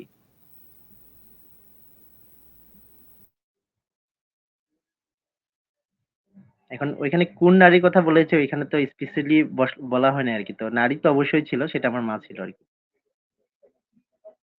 আচ্ছা, তাহলে অন্য কোনো মা ছাড়া আর কোনো অন্য নারী আপনি ছিল না কি বা আপনি করেন নাই? তারপরে আমাদের আরেকটু পরের কোয়েশ্চেন করেছেন হেনা বারেক, ছোট একটি চা বাগান থেকে আপনি এখন জয় বাংলা ইউথ অ্যাওয়ার্ডের ফাইনালিস্ট, আপনার অনুভূতিটি কেমন আমরা যদি আমাদেরকে বলেন। আসলে প্রত্যন্ত অঞ্চল থেকে চা বাগান থেকে একটা জাতীয় পর্যায়ের অ্যাওয়ার্ডের ইয়েতে আসা ফাইনালিস্ট হওয়া। হুম? সেখানে তো অবশ্যই অনুভূতি তো ভালো থাকবেই, স্বাভাবিক বিষয় এটা। আর আমি মনে করি যে আমি তো বারবার একটা কথা চিন্তা করেছি। আমি আমার জন্য কখনো কাজ করিনি। আমি জনগোষ্ঠীর জন্য কাজ করেছি। তো আমি মনে করি এটা হচ্ছে চা জনগোষ্ঠীর একটা অ্যাচিভমেন্ট। চা জনগোষ্ঠীর উপরেই এটা দিয়েছি আমি এই উৎসর্গ করেছি সকল চা জনগোষ্ঠীকে এবং যারা শুভাকাঙ্ক্ষী ছিলেন সবাইকে। আ অনুভূতি বেটার। আচ্ছা, আর কোয়েশ্চেন আবার করেছেন রাজীব কুর্মি, দাদা বিয়ে করছেন কবে? এই সাহসী পথ চলে আপনার নারী কি সঙ্গী হিসেবে ছিলেন 12 ফেল মুভির মতো? আচ্ছা। না আমি এখনো বিয়ে করি নাই। আর 12 ফেল মুভির মতো এরকম কেউ এখনো অনুপ্রেরণা দেয় নাই আরকি। আর বিয়ে কবে করব এটাও এখনো জানি না। সৃষ্টিকর্তার ইচ্ছা। সৃষ্টিকর্তা যেদিন চাইবেন সেদিন হবে আরকি। আচ্ছা, ধন্যবাদ দাদা। পরের কোয়েশ্চেন রিপন যাদব করেছেন, দাদা আপনার এই সাফল্যের সাথে আপনার বাবা মা এবং আপনার পরিবারের অবদান কেমন? তা তো একেবারে 100%। কারণ এখানে যদি ফ্যামিলির সাপোর্টটা আমি না পেতাম, তাহলে কখনোই আমার এত দূর আসা হতো না। কারণ ফ্যামিলির সাপোর্টটা আমাকে অনেক বেশি দেয়া হয়েছে। অনেক বেশি। হ্যাঁ? আ মানে ভালো কাজ করতে গেলে যে ফ্যামিলি সাপোর্টটা লাগে তা আমি বুঝতে পেরেছি। আ হাড়ে, হাড়ে বুঝতে পেরেছি আরকি। ফ্যামিলি সাপোর্টটা যদি না থাকতো তাহলে আমি এতদূর কিন্তু এগিয়ে আসতে পারতাম না। একটা পর্যায়ে কিন্তু আমাকে অনেক কান্না করতে হয়েছে। আমার চোখের পানিয়ে আমার অনেক দিনের মানে রাতের বালিশে অনেক বালিশ ভিজে গেছে চোখের পানিতে। অনেক। তো সেই সময় কিন্তু সাপোর্ট করেছে আমার ফ্যামিলি কিন্তু, হ্যাঁ?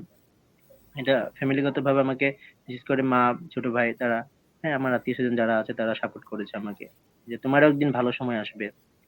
এমন একটা দিন ছিল যে আমি আ সকালে খাবার খেতেছিলাম। তো আমার চা বাগান থেকে মানে আ আমাদের কাকাদেরকে মানে অনেক ধরনের কথাবার্তা বলা হইতো। তো উনি এসে করে মানে খুব মানে ঝাড়া দিচ্ছেন আমাকে খাবারের সময়। যে, "এই তুমি কি করো? এই করো। মানুষ তোমাকে নিয়ে এই করে, সেই করে, সমালোচনা করে, এই করে তুমি কি করবা? কিছুই হইতে পারবা না। জীবন বরবাদ।" এই সেই অনেক কিছু। তো মানে খুব কান্না করতেছিলাম আমি সেই সময় খাইতেছিলাম। খাইতে, খাইতে মানে এত মানে চোখের পানি পড়তেছিল আমার। তখন আমি মানে চোখের পানি আটকায় রাখতে পারতেছিলাম না। মাও ছিল সাথে।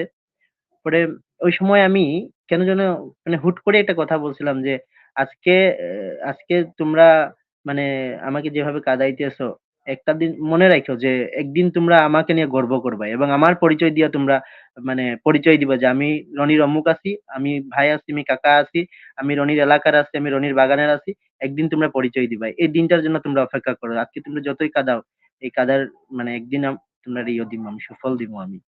এই দিনটা ছিল আর কি। আশা করি এখন ওনারা বলতে পারেন যে হ্যাঁ, আমি রনিওয়ালার কাকা আছি বা মা আছি। আর আপনার মতো ফ্যামিলি পাওয়া, মানে ওইরকম ফ্যামিলি পাওয়া আসলে অনেক ভাগ্যের ব্যাপার। আমি প্রার্থনা করি সবাই যেন ফ্যামিলির কাছ থেকে সেই রকম সাপোর্ট এবং সাহায্য পেয়ে থাকে পাই। আমাদের পরের কোয়েশ্চেন আছে সুরঞ্জনা যাদব কাছ থেকে, চা বাগানে যে বর্তমানে করুণ আর্থিক পরিস্থিতি, সেই জায়গা থেকে আপনি যখন আপনার পরিবারকে জানিয়েছিলেন আপনি স্কুল প্রতিষ্ঠান করবেন, তাদের প্রতিক্রিয়া কেমন ছিল? না, একদম নর্মালি নরমালি ছিল যে তারা জানতো যে মানে আমি কিছু করতে পারবো। তাদের বিশেষ করে মা ছিলেন। বাবা তো আমি স্কুল করার পূর্বে কিন্তু বাবা মারা গিয়েছিলেন। বাবা ছিলেন না, তবে বাবাও অনেক ভালো ছিলেন। আর মা সাপোর্ট করেছেন, ছোট ভাই সাপোর্ট করেছেন। তো মানে যথেষ্ট পরিমাণ ইয়ে ছিল আরকি, সাপোর্ট ছিল, আমাকে সাপোর্ট করতেন এবং সাহস যোগাতেন এই আরকি।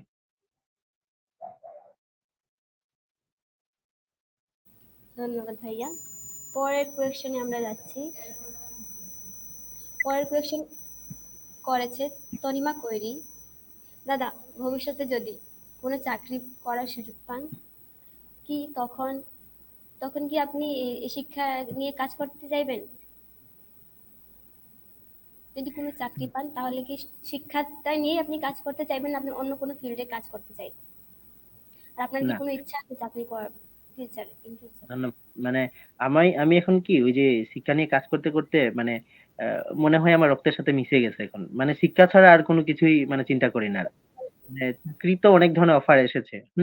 আমার এই একটা এনজিও তে হচ্ছে কিছুদিন আগে একটা অনেক টাকার একটা চাকরির অফার ছিল। পরে যাই নাই আরকি। কেন যেন মনে হয়েছে আমি ওইখানে যদি যাই তাহলে এই স্কুলটা মানে বাদ হয়ে যাবে, হ্যাঁ? বন্ধ হয়ে যাবে। হ্যাঁ? বা একদম পূর্বে শুরুতেই আমাকেও কিন্তু চাকরির অফার দেওয়া হয়েছিল। কিন্তু তখন আমি বলছিলাম যে, "আপনি আমাকে চাকরি দিয়ে তো একটা রনিকে আপনি আটকাবেন। কিন্তু আমি তো এখানে হাজার, হাজারটা রনি তৈরি করব।" তো এর জন্য হচ্ছে এখন আর কোন কিছু চিন্তা করছি না। শিক্ষা নিয়েই কাজ করার চিন্তাভাবনা আছে। তো দেখা যাক, বাকিটা হচ্ছে সৃষ্টিকর্তার ইচ্ছা। সৃষ্টিকর্তা আমি তো আমার শুরুতে যদি একদম শৈশবের কথা বলি, বললাম না আমি কিন্তু হতে চেয়েছিলাম। এই আর্মি হতে চেয়েছিলাম। কিন্তু কাজ করতে এই পেশায় চলে আসছি। এটা তো আমার ড্রিম ছিল না। তো এখন জানি না ফিউচারে কি হবে। তবে 100% আমি শিক্ষার কাজটা করে যাবো আরকি। আশা করি আপনার হাত ধরে চা বাগানের শিক্ষা আরো উন্নতি হবে। পরের কোয়েশ্চেনে আমরা যাই। করেছেন জওহরলাল ভূমিজ। আপনি তো দীর্ঘদিন মনোবল পাঠশালা এবং বঙ্গবন্ধু উচ্চ বিদ্যালয়ের প্রতিষ্ঠাতা ও প্রধান শিক্ষক হিসেবে সবকিছু পরিচালনা করছেন। সেক্ষেত্রে সেক্ষেত্রে আপনার আপনার কোনো বেতন বা পারিশ্রমিক পান কি, সেটা যদি বলতেন। ধন্যবাদ। ইন্টারেস্টিং একটা বিষয়। আ আমি বঙ্গবন্ধু মনোবল পাঠশালা এবং বঙ্গবন্ধু প্রাণের বঙ্গবন্ধু উচ্চ বিদ্যালয় থেকে যে দীর্ঘদিন থেকে কাজ করছি। এখন পর্যন্ত ভগবানের কৃপায় এবং বাবা-মায়ের আশীর্বাদে এখন পর্যন্ত কোনো পারিশ্রমিক নেইনি। বিনা পারিশ্রমিকেই কাজগুলো করছি। আর আশা রাখছি যে যতদিন পর্যন্ত আমাকে আমার পরিবার সাপোর্ট দিবে এবং ভগবান চালিয়ে নিয়ে যাবেন ততদিন পর্যন্ত আমি ফ্রি, এখন পর্যন্ত ফ্রি মানে বেতনবিহীন করে আসছি। আগামী আরো দীর্ঘদিন করে যেতে চাই। যতদিন পর্যন্ত একটি ভালো পর্যায়ে আমি এই স্কুলটিকে না পৌঁছাবো ততদিন পর্যন্ত আমার ওইখান থেকে বেতন নেওয়ার কোনো ইচ্ছে নেই আমার। কোনো ইচ্ছে নেই। আসলে এভাবে কেউই করে না আপনার মতো নিঃস্বার্থ ভাবে, নিজের পারিশ্রমিক ছাড়া যে আপনি এত কিছু করে যাচ্ছেন, তা আসলে প্রশংসনীয়। তো আমরা এখন পরের কোয়েশ্চেনে যাই। দাদা, আপনি করেছেন পিকে প্রশান্ত। দাদা, আপনি একসাথে এত কিছু কিভাবে করেন? আসলে এই কোয়েশ্চেনটা আমার। আপনি একসাথে এত কিছু কিভাবে করেন? বুঝি নাই। দাদা প্রশান্ত আপনি ভূমি, প্রশান্ত হ্যাঁ, আপনাকে হ্যাঁ। দাদা কোয়েশ্চেন আপনি করেছে, আপনি একসাথে এত কিছু যে করেন, কিভাবে করেন? ভগবানের কৃপায়। ভগবান করিয়ে দেন আমাকে দিয়ে। আমি তো করি না, সব ভগবানই করান। আমি শুধু জাস্ট দেখি আরকি। আচ্ছা দাদা, ভগবানের উপরে বিশ্বাস রাখলে অনেক কিছুই হয়। তাহলে আমরা পরের কোয়েশ্চেনে চলে যাচ্ছি। পরের প্রশ্ন করেছেন উত্তম গোয়ালা। দাদা আপনার দাদা, ভবিষ্যতে আপনার আহ, রাজনৈতিক রাজনীতিতে আসার পরিকল্পনা আছে কি? ভবিষ্যতে কি আপনার রাজনীতিতে আসার কোনো পরিকল্পনা আছে? রাজনীতিতে টুকটাক তো মানে জড়িত আছি, তবে ওইভাবে এখনো কোনো চিন্তা করি নাই। ভবিষ্যৎটা হচ্ছে সম্পূর্ণ হচ্ছে ভগবানের উপরে ছেড়ে দিয়েছি, কখন কোন দিকে যাব। ওই যে একটু আগে বললাম, আমি কিন্তু জানতাম না আমি শিক্ষকতা করব। আর কোন দিকে যাব এটাও এখনো জানি না। ভগবান বা আমার ভবিষ্যৎ যেদিকে নিয়ে যায় সেদিকে যাব, এই আর কি। ধন্যবাদ দাদা। এখন আমরা একটা প্রশ্ন নিব। আপ- আপনি বঙ্গবন্ধু উচ্চ বিদ্যালয়ের পাশাপাশি লালচাঁদ চাবানকে নিয়ে আরো কি কি পরিকল্পনা আছে? আর আপনি প্রশ্নটি বঙ্গবন্ধু করেছেন প্রিন্স লালন মানিক কি কি মানিক করার রয়। আচ্ছা, ধন্যবাদ। বঙ্গবন্ধু উচ্চ বিদ্যালয় তো হচ্ছে একটা ড্রিম ছিল, সেটা সম্পূর্ণ করেছি। এখন হচ্ছে আমি পুরো লালচাঁদ চা বাগানের যারা বিভিন্ন পর্যায়ে পড়ুয়া আছে, তাদের জন্য একটা লাইব্রেরি করার চেষ্টা করছি। ভবিষ্যতে একটা আইসিটি সেন্টার করার চিন্তা ভাবনা আছে। কারিগরি শিক্ষার বিষয়টা নিয়েও কাজ করছি, জানি না কি হবে, ওইটা নিয়ে কাজ করছি। কারিগরি শিক্ষার স্থাপনের একটা চেষ্টা করছি, দেখা যাক কি হয়। আর লালচাঁদ বাগানের জন্য মানে যা যা করণীয়, মানে যতটুকু করা যায়, করা প্রয়োজন মনে করি, আমার রক্তের এক বিন্দু থাকতে হলেও আমি সেগুলো করার চেষ্টা করব।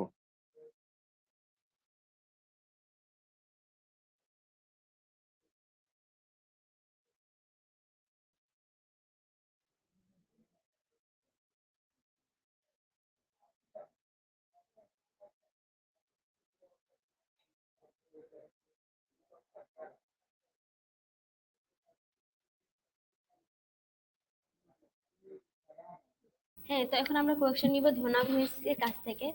তো উনি কোয়েশ্চেন করেছেন, বর্তমানে বাগান কর্তৃপক্ষ থেকে কি কোনো সহযোগিতা করে নাকি বিরূপ প্রভাবের চেষ্টা করে? না, এখন আর বিরূপ প্রভাব চেষ্টা করে না, এখন নমনীয় ভাবেই কাজ করে এবং বর্তমানে সহযোগিতা করে। ধন্যবাদ দাদা। এভাবে সবার সাহায্য সহযোগিতায় আপনি আরো বেশি উন্নতি করেন, চা বাগানের উন্নতি করেন, সেটাই কাম্য। এখন আমাদেরকে কোয়েশ্চেন করেছেন সুবল মালাকার। উনি জিজ্ঞেস করেছেন, চা শ্রমিকের জন্য আপনার মেসেজ কি? ধন্যবাদ। চা শ্রমিকের জন্য মেসেজ হচ্ছে নিজের ন্যায্য অধিকারের জন্য কাজ করা, নিজের ন্যায্য অধিকার সম্পর্কে জানা এবং ন্যায্য অধিকারের জন্য যা যা করার প্রয়োজন তা অবশ্যই করা আর কি। ধন্যবাদ দাদা। এই এই এতে প্রশ্ন করেছেন সূচনা কৈরি। উনি প্রশ্ন করেছেন, ইয়াং জেনারেশনের উদ্দেশ্যে আপনি কি কোনো টিপস দিতে চান? যদি দিতেন, ইয়াং জেনারেশন যারা আমরা আছি, আমরা এখন যেহেতু ভার্সিটিতে পড়তেছি, অনেকজন পড়তেছে, অনেক কিছু করতেছে, তাদের জন্য আপনার কি টিপস থাকবে যে ফিউচারের জন্য? আচ্ছা, প্রথমত প্রথমত আমি বলবো একদম ভালো করে লেখাপড়াটা করা লাগবে। প্রথমত একদম মনোদিক একটা হচ্ছে পড়ালেখা করা আর একটা হচ্ছে পড়ালেখা করি, দুইটার মধ্যে ব্যবধান আছে। হ্যাঁ, একটা হচ্ছে এই বই পড়ছি, এই পড়ো রে এটা হচ্ছে পড়া। আর একটা হচ্ছে আমি পড়ি, মানে আমি শিকার জন্যই পড়ি। হ্যাঁ, এইটা করা লাগবে, শিকার জন্য পড়তে হবে এবং ওইখান থেকে শিকার পড়ে যাতে নিজ নিজ জন্মস্থানের জন্য এই জেনারেশনটা কাজে নেমে পড়ে এবং ভালো ভালো কাজ। বিশেষ করে এই যে সংগঠনের কথা বললাম, সংগঠনের মাধ্যমে কিন্তু মানুষের সহযোগিতা করা যায়, কাজ করা যায়, হ্যাঁ, এবং মানে অনেক কিছু করা যায়। তো ইয়াং জেনারেশনকে বলবো অবশ্যই প্রথমত পড়ালেখাতে ভালো দিকে ফোকাস দিতে হবে এবং ভালো কাজ, প্রথমত নিজেকে ভালো মানুষ হিসেবে তৈরি করতে হবে। আপনি নিজে ভালো মানুষ হয়ে যান না, দেখবেন পুরো পৃথিবীটা ভালো হয়ে যাবে। প্রথমত হচ্ছে ভালো মানুষ হওয়ার, মানে আমি সবাইকে বলে থাকি যে প্রথমত হচ্ছে ভালো মানুষ হওয়ার চেষ্টা করেন। ভালো মানুষ যদি আপনি হতে পারেন না, আপনি যেকোনো প্রফেশনে যান। আপনি শিক্ষকতায় যান, হ্যাঁ, আপনি পুলিশে যান, আপনি মানে প্রশাসনিক কর্মকর্তায় আপনি বিসিএস ক্যাডার হন। কিন্তু প্রথমত হচ্ছে আপনাকে ভালো মানুষ হওয়া লাগবে। যদি আপনি ভালো মানুষ হন না, তাহলে দেখবেন পুরা পৃথিবী ভালো হয়ে গেছে। কিন্তু যদি আপনি ভালো মানুষ না হন, তাহলে ভাই আপনি প্রধানমন্ত্রী হইলেও কিন্তু দেশ খারাপ হবে। এই আরকি। ধন্যবাদ দাদা। আমরা এই এই যে কমেন্ট থেকে কোয়েশ্চেন অনেকগুলো নিয়েছি। এখন আমরা এই কোয়েশ্চেনের পর্বটা এখানে শেষ করতেছি। আমি এখন বৃষ্টিকে বলবো যে পরের পরের তার তার কোয়েশ্চেন করার জন্য।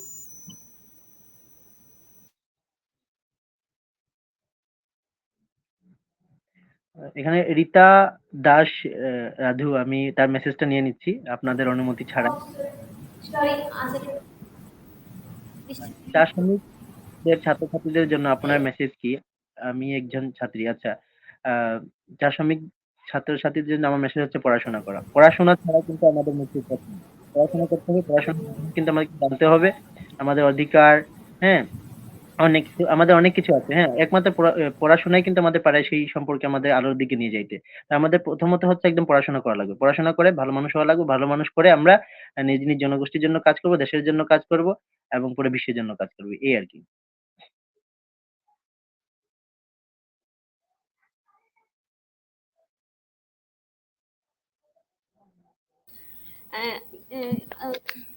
সরি কারণ আহ, আমি কিছুক্ষণ আগে কিছু কোয়েশ্চেন দেখতে পাচ্ছিলাম না, হয়তো বা আমাদের নেটওয়ার্কের কারণে।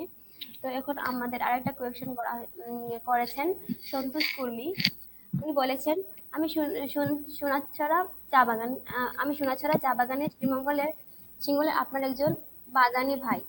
বর্তমানে আইএলটিএস এর নিয়ে কাজ করছি। এক্সাম মেজরিটি লাইন ট্রেনার হিসেবে কর্মরত আছি। আপনার জন্য শুভকামনা। আপনার প্রতিষ্ঠান সম্পর্কে জানতে চাই, কোথায় এবং কি ধরনের প্রতিষ্ঠান এটি। আচ্ছা, আচ্ছা, ধন্যবাদ। যদি শুরু থেকে থাকতেন তো অবশ্যই আপনারা এই বিষয়টা খুব ক্লিয়ারলি জানতে পারতেন। তারপরে যেহেতু আপনি জিজ্ঞেস করেছেন তা আমার জানানো উচিত। আমার আমার প্রতিষ্ঠানটা হচ্ছে চুনারীঘাট উপজেলার লালচাঁদ চা বাগানে অবস্থিত, চা বাগানের মধ্যে। এবং এটা হচ্ছে একটি উচ্চ মাধ্যমিক বিদ্যালয়, এই আরকি।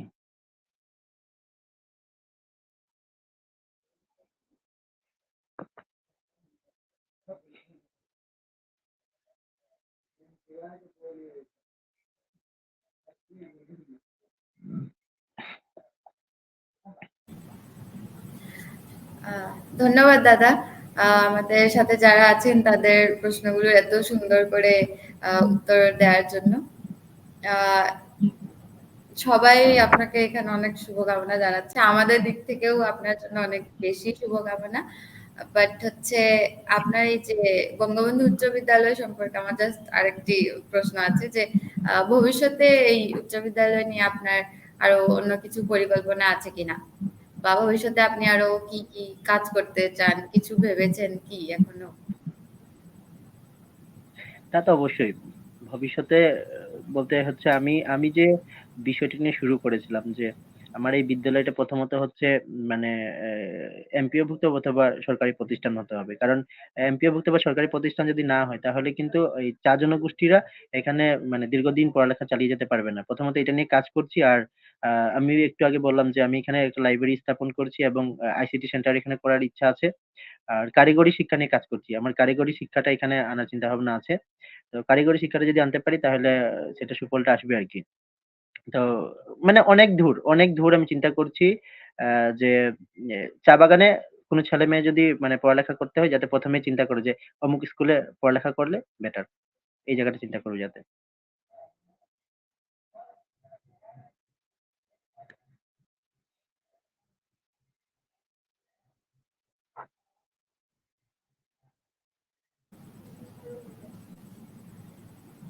হ্যাঁ দাদা, আপনি যা বলেছেন একদম ঠিক। আহ মানে আপনাকে অনেক অনেক বেশি ধন্যবাদ। আপনি যেহেতু জানেন যে আমরা বিশ্ববিদ্যালয় চা ছাত্র সংসদ থেকে মানে আপনাকে এখানে আমন্ত্রণ জানানো হয়েছে। তো আমি লাস্টলি হচ্ছে আপনার কাছ থেকে আমাদের এই সংগঠনের জন্য মানে আপনার কি চিন্তা সেটা জানতে চাইবো। আমাদের জন্য কোনো আপনার উপদেশ যেটা আমাদের সংগঠনকে আরো বেশি এগিয়ে নিয়ে যাবে। ধন্যবাদ। আসলে উৎসর সম্পর্কে মানে পরামর্শ দেওয়ার মতো আমার আসলে ঐরকম এবিলিটি নাই বলতে পারি আমি। তারপরেও মানে যতটুকু বলা যায় আরকি। তো উৎস হচ্ছে এমন একটা প্ল্যাটফর্ম যেখানে কাজ করছে বাংলাদেশের শীর্ষস্থানীয় বিশ্ববিদ্যালয়ের ছাত্রছাত্রীরা। হ্যাঁ? তাদেরকে মানে পরামর্শ দেওয়ার মানে ওই জ্ঞানটা এখন আমার নাই। তো তারপরে আমি বলছি যে যেভাবে কাজ করে যাচ্ছে, সেই কাজটা যদি অব্যাহত থাকে, হ্যাঁ? তাহলে আশা করি একসময় মানে চা বাগানের পুরো চা বাগান, হ্যাঁ? যতগুলো চা বাগান আছে ১৫৬ প্লাস চা বাগানের মধ্যে, হুম? তো এই ইউনিভার্সিটি পড়ুয়া ছাত্রছাত্রী খুঁজে পাওয়া যাইত না, হ্যাঁ? এবং অনেকেই এটা কিভাবে পাওয়া যায়, কিভাবে করা যায় এগুলো অনেকে জানতো না। তবে একমাত্র উৎসর মাধ্যমেই কিন্তু এগুলা অনেক বাগানে প্রচার হয়েছে, অনেকে কাজ করতে পেরেছে। আমি যদি আমার কথা বলি, আমি কিন্তু ঢাকা ভার্সিটি এবং এই জগন্নাথ ভার্সিটি পরীক্ষা দিতে পারি নাই। কেন জানেন? কারণ হচ্ছে ওইভাবে কোনো সুযোগ সুবিধা ছিল না। কেউ সহযোগিতা করার মতো ছিল না, হ্যাঁ? কিন্তু যে কাজটা করে থাকে যে প্রত্যেক চা বাগানের চা জনগোষ্ঠীর যারা ছেলেমেয়ে আছে তাদেরকে পরীক্ষা কেন্দ্রে নিয়ে যাওয়া, পরীক্ষা দেওয়া, তারপরে সাপোর্ট দেওয়া, মানে প্রিপারেশন দেওয়া, এই কাজগুলো করে যাচ্ছে। এটাই তো প্রশংসনীয়। শুধু আমি বলব যে এই কাজগুলো যেন অব্যাহত থাকে, হ্যাঁ? আর তবে আরেকটা জিনিস করা যায়, যেহেতু এখন আমরা সবাই হচ্ছে অনলাইন ভিত্তিক হয়ে গেছি। তো অনলাইন যদি মানে আ যারা যে ইন্টার পড়ুয়া আছে, হ্যাঁ? তাদেরকে যদি ওইভাবে যদি ক্লাস দেওয়া যায়, হ্যাঁ? ভার্সিটি সম্পর্কে একেকটা বিষয় নিয়ে যদি ক্লাস দেওয়া যায় তাহলে আমরা জানছি যে আমরা এই এই কি এশিয়ান ভার্সিটি সম্পর্কে ক্লাস দিচ্ছে এই উৎস। তো এভাবে যদি সবার জন্য শুধু এশিয়ান ইউনিভার্সিটির জন্য না হয় যদি ওপেন সবার জন্য যদি এভাবে অনলাইন ভিত্তিক ক্লাসটা মানে করে দেওয়া যায় তাহলে চা বাগানের ছেলেমেয়েরা কিন্তু খুব সহজেই কিন্তু মানে বাড়িতে বসে কিন্তু তারা টিপস গুলো পেতে পারবে আরকি। এই কাজটা করার জন্য অনুরোধ করব এবং আমি চাইবো যে উৎস যেভাবে এগিয়ে এসেছে এখন পর্যন্ত আগামীতে যেন এটা আরো দ্বিগুণ গুণে এগিয়ে যায় আরকি। এই আশা রাখি আরকি।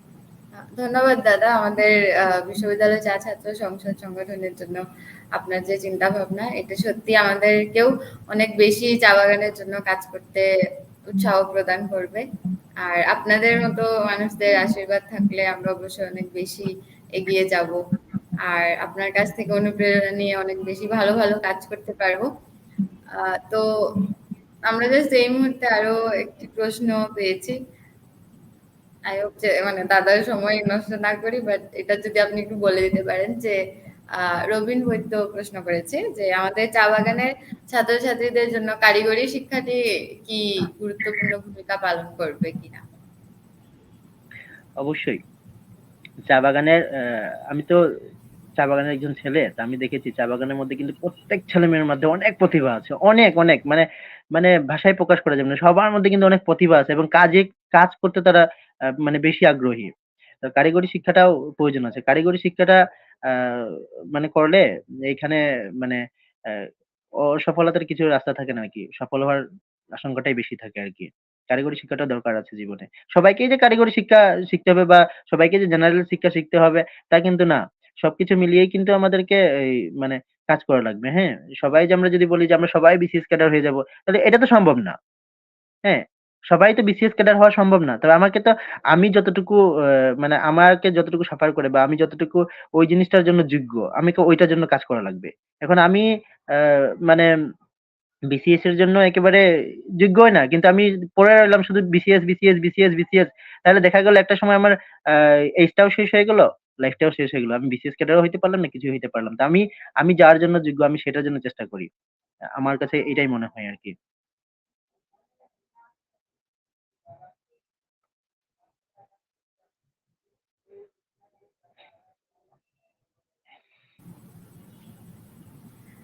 আই থিংক রবিন বৈদ্য উনি উনার প্রশ্নের উত্তর পেয়ে গেছেন আপনি খুব ভালোভাবে এই উত্তরটা দিয়ে দিয়েছেন আমরা আজকে আমাদের এই পর্বের শেষের দিকে চলে এসেছি তো আমি জাস্ট আরেকটি প্রশ্ন আমাদের এখানে দেখা যাচ্ছে তো আমি লাস্ট এই প্রশ্নটা আপনাকে জিজ্ঞেস করছি যে শুভ গোয়ালা উনি লিখেছেন যে এই যুগে এসে চাকরির বাজারটা একটু বেশি টাফ হয়ে যাচ্ছে যদিও ভালো স্টুডেন্টের জন্য চাকরি পাওয়া তেমন কষ্ট না তবে এর সংখ্যাটা খুবই কম তাহলে বাকিদের নিয়ে আপনাদের মতামত কি থাকবে মানে এখন চাকরির ক্ষেত্রে আর কি যে আমাদের কম্পিটিশন সেটা সম্পর্কে উনি জানতে চাইছেন।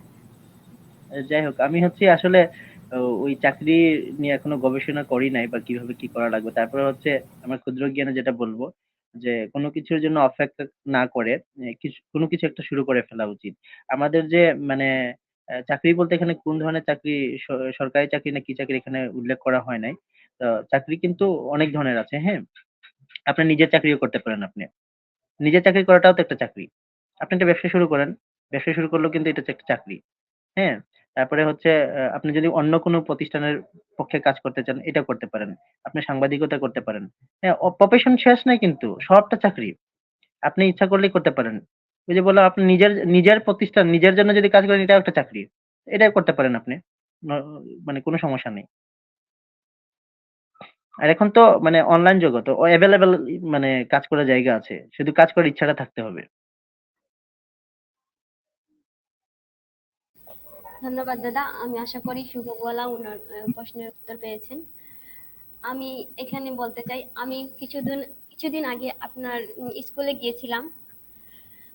তো ওই স্কুলে আমি আসলে মানে সত্যি মানে ওইখানে আপনি ওই যে আমি টিচার আপনার স্কুলে যে শিক্ষক আছেন শিক্ষিকা আছেন তাদের সাথেও কথা বলেছি। আর আপনার যে স্কুলের পরিবেশ আর ওইটা অনেক সুন্দর। বলতে হবে ওইখানে গেলে বাড়িতে আসতে ইচ্ছা করবে না, ইচ্ছা করবে ওখানেই থাকি, তাদের সাথে তাদেরকে সময় দিই। যদিও আমি খুব কম সময়ের জন্য গেছিলাম ওখানে, কিন্তু সত্যি মানে অনেক অনেক কিছু শিখেছি আপনার স্কুলের থেকে, আপনার এই স্টুডেন্টের কাছ থেকে, আপনাদের কাছ থেকে।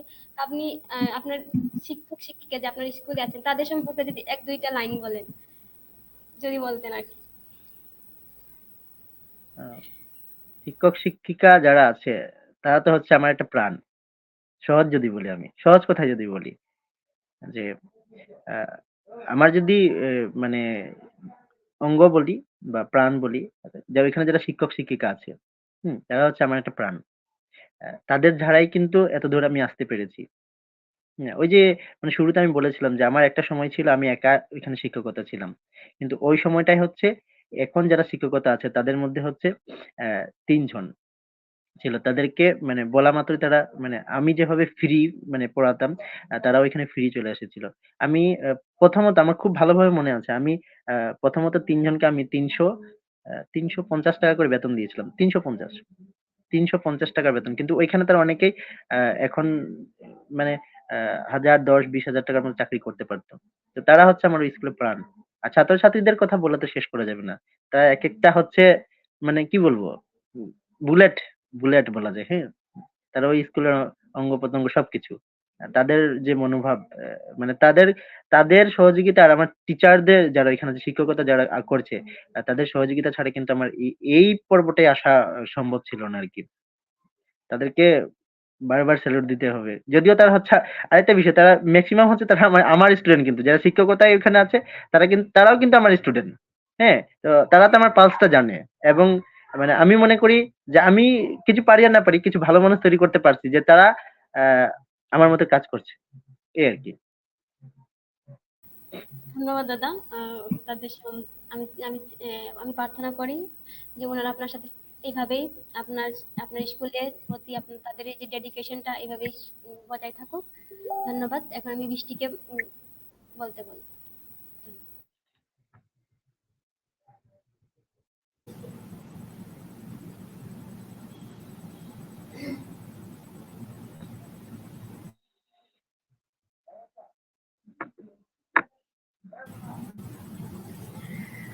তো আমরা এই পর্যায়ে আমাদের উৎসাহ বার্তার তৃতীয় পর্বের একবারে শেষ পর্যায়ে চলে এসেছি। আমাদের হৃদয়ের অন্তঃস্থল থেকে আপনাকে অনেক বেশি কৃতজ্ঞতা জানাই দাদা। আপনি আমাদের সবার জন্য অনুপ্রেরণা। আমাদের সাথে আজকে যারা লাইভে যুক্ত ছিলেন তাদের সবাইকে আমি অনেক বেশি ধন্যবাদ জানাই আমাদের সাথে থাকার জন্য, আহ এই প্রশ্নগুলো করার জন্য। সেখান থেকে আমরাও অনেক আরো বেশি কিছু জানতে পেরেছি দাদা সম্পর্কে। অ্যাকচুয়ালি এভাবে অনলাইন বা লাইভ সেশন করে যা কিছু জানা যায় তার থেকেও আমরা আরো চাইবো যে দাদার সাথে আমাদের যেন মানে ফেস টু ফেস আমরা দেখা করতে পারি, তাহলে হয়তো আরো অনেক বেশি কিছু দাদা সম্পর্কে জানতে পারবো।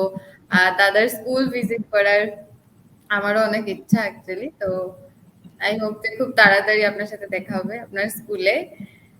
আর তো আমরা এখানে আমাদের উৎসাহ বার্তা ৩য় পর্ব শেষ করতে ধন্যবাদ যারা এত সময় আমাদের সাথে ছিলেন। আশা করি আমরা নেক্সট আপনাদেরকে পাবো। ধন্যবাদ।